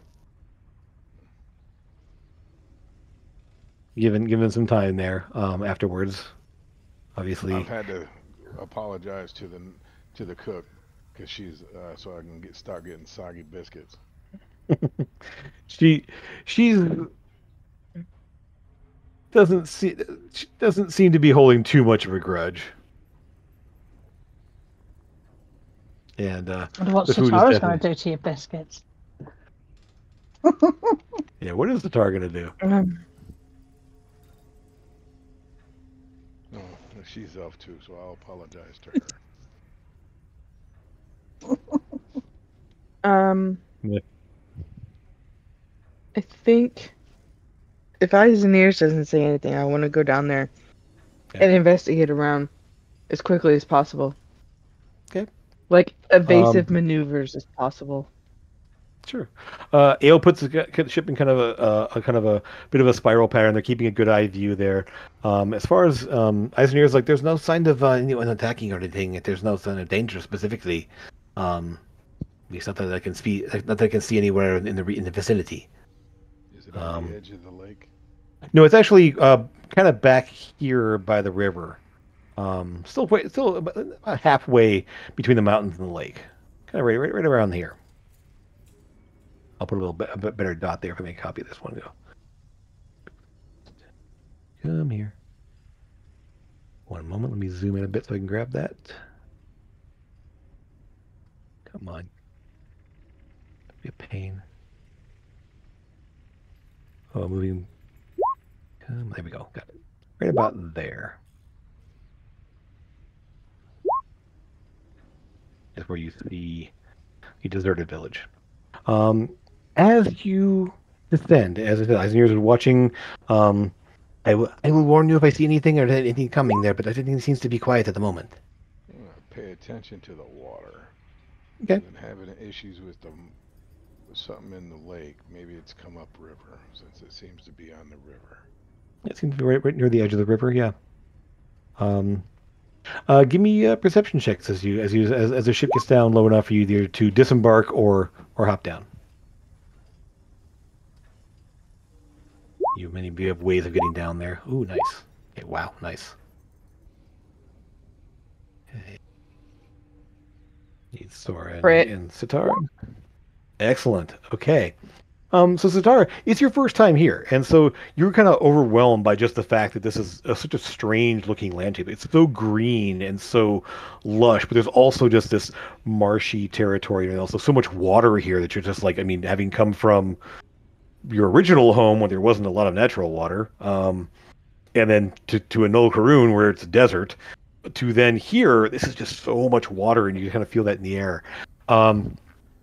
Grim, you will notice almost immediately that there is no sign of attack. There's no sign of. There's no bodies. There's no. There's nothing. The structures are intact when as you start to approach them, as you kind of get there. Boats, canoes. You don't see any specifically. I'll take it back. You probably see like one or two. They're just sort of like that are around. You don't know how many there would be normally, but there's a couple. And notice and looking a little closer, that one of them you can see obviously is damaged. And so probably wouldn't be very. It's like kind of in the midst of being repaired, probably. Amethyst and Sora, you will take note that belongings are left behind. Like there's the sign that people just either were just no longer here, or just maybe even you don't see footprints. You don't see any sign of like, people sort of like walking away, but it's almost like that. There's no sign that anyone like got up. It seemed like they just got up and walked away or just left. There's no sign of struggle or anything? There's no sign of attack or anything else. Lucas with a 28. And this is a village my mom was supposed to be in, right? No. This is far Okay. away from that. Yeah. Okay. Yeah. Last panic. Yeah, so it is obviously a similar. Your mom, this is very much on like stilts and platforms and board and like raised walkways and such. So parts of this village are totally sunken in and like water, and some of it there are some dry patches and such. But yeah, from what you can see there, it's definitely signs that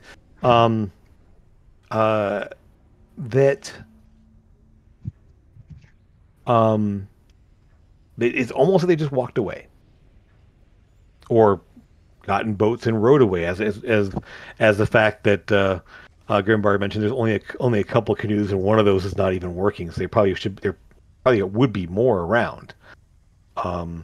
You would think, potentially. Lucas, with a 28, what catches your eye is the fact that all throughout, these are all wooden structures. Next to the door, on the door frame of one of them, there's a strange circular like carving of some kind. You find another one on the post over here holding up the awning. you find one scratched in the floor of this wooden platform over here. And you start to spot them. There are just, and it's more like, let me just go ahead and show you what it looks like a little bit. It's more like a circle. And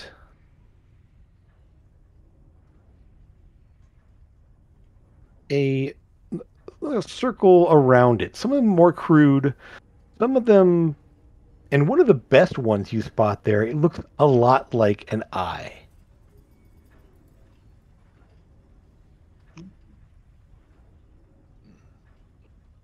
Just I'll carved into the wood. point this out to everyone. Okay. As he points it out there, as you're sort of looking, you guys were all like spotting, for looking for people, looking for belongings. Then you start to see, as you look inside, there's some. It's scratched into the table. It's scratched into the wall over next to the window. It's scratched on a bedpost, on the crude frame bedpost. It's everywhere. And eventually you come to a room that looks very much like there are like bundles of herbs tucked up on the ceiling being dried. It looks like an herbalist kind of a situation here. Maybe a shamanistic kind of thing. There's some little fetish things of like bone charms and stuff like that, and various things hung up in various places in this room here. In that spot, you find hundreds of these little carvings, all on almost every surface inside this place. And would we recognize if that was belonged to like a deity or something to that effect? The only give me a religion check. Anyone who's got. Mm-hmm. Okay. Lucas, okay, nice. Thora and Lucas, the only eye-based iconography for any deities that you know of is Ayun, the knowing one. I mean, the goddess of knowledge, essentially. But it's not crude like this, and you've never heard of it. I mean, you're not sure exactly. You never seen it. It's something. I mean, the library in Dravir was dedicated to her. There actually are the clerics of Ayun in the in the Ivory Lyceum. It's a very common thing to be there. So, and it's just very crude compared to the symbology of the eye for Ayun. But it is that you don't know of anything else specifically. Can I search this specific cabin, room, whatever? You know, if this is the shaman or somebody who's done it, they I won't say, you know, thinking that they might have actually. I'm gonna look for like something secret in the wall or the floor, like they could hide in, and Give me an investigation check. Look for somebody hiding and stuff like that. Investigation check, yeah. Oh, nice. Very nice. You don't find anybody hiding, but you will find a lot of the herbs and like the bottled stuff and everything else. And you've been around enough people that use like poisons and stuff like that. And it's part of the business sometimes. We need it here, and you realize that a lot of what has been bundled up here and some of the little jars or little clay pots and such have residue in them that you realize is very much a mixture to help make someone more suggestible, more agreeable, more calm. Is this like that potion that they had the people on earlier in the game? No. Well, Okay. in a similar effect, but it doesn't. Yeah, it's not It Serpent's doesn't Kiss. charm them, but it makes them More relaxes agreeable. them and more agreeable. Yeah. Yeah. It drugs them to a certain effect. A bit, It's yeah. probably Yeah. cultists or something, isn't it? Mm-hmm. Well, that's And why I was as asking if it was like that potion from before, because those people we saved from before, when I did dispel magic on them, they started screaming. hmm hmm Yep, that was Serpent's Kiss. And you Mm-hmm. still, I mean, Lucas may still have a vial of that, or Eldon did. I'm not sure which one of you. Particularly was, Yeah. Is there anything Yeah. full? No, there's some like half-made stuff maybe, or just kind of ingredients there. But there's nothing like actual like bottled or things there. Um, but as you find yourself in this deserted village, surrounded by strange watching eyes, we're gonna go ahead and call it there this week, and see where the time takes us next time here in Dreadmire. But I hope you had a good time. Hope you all, if you're out there watching Took it, it easy on me. oh yeah, of course. You pitied me. Well, with that, we'll go ahead and see you next week. As always, if you're out there looking for games, looking for DMs, looking for players, stop by the Temple Tinker Discord server, join in and check in with us. We are trying to get more one shots, and then hopefully some more campaigns popping up here as DMs are interested in running games. So please stop in and check us out. We do have And games as with always, spaces too. what's that?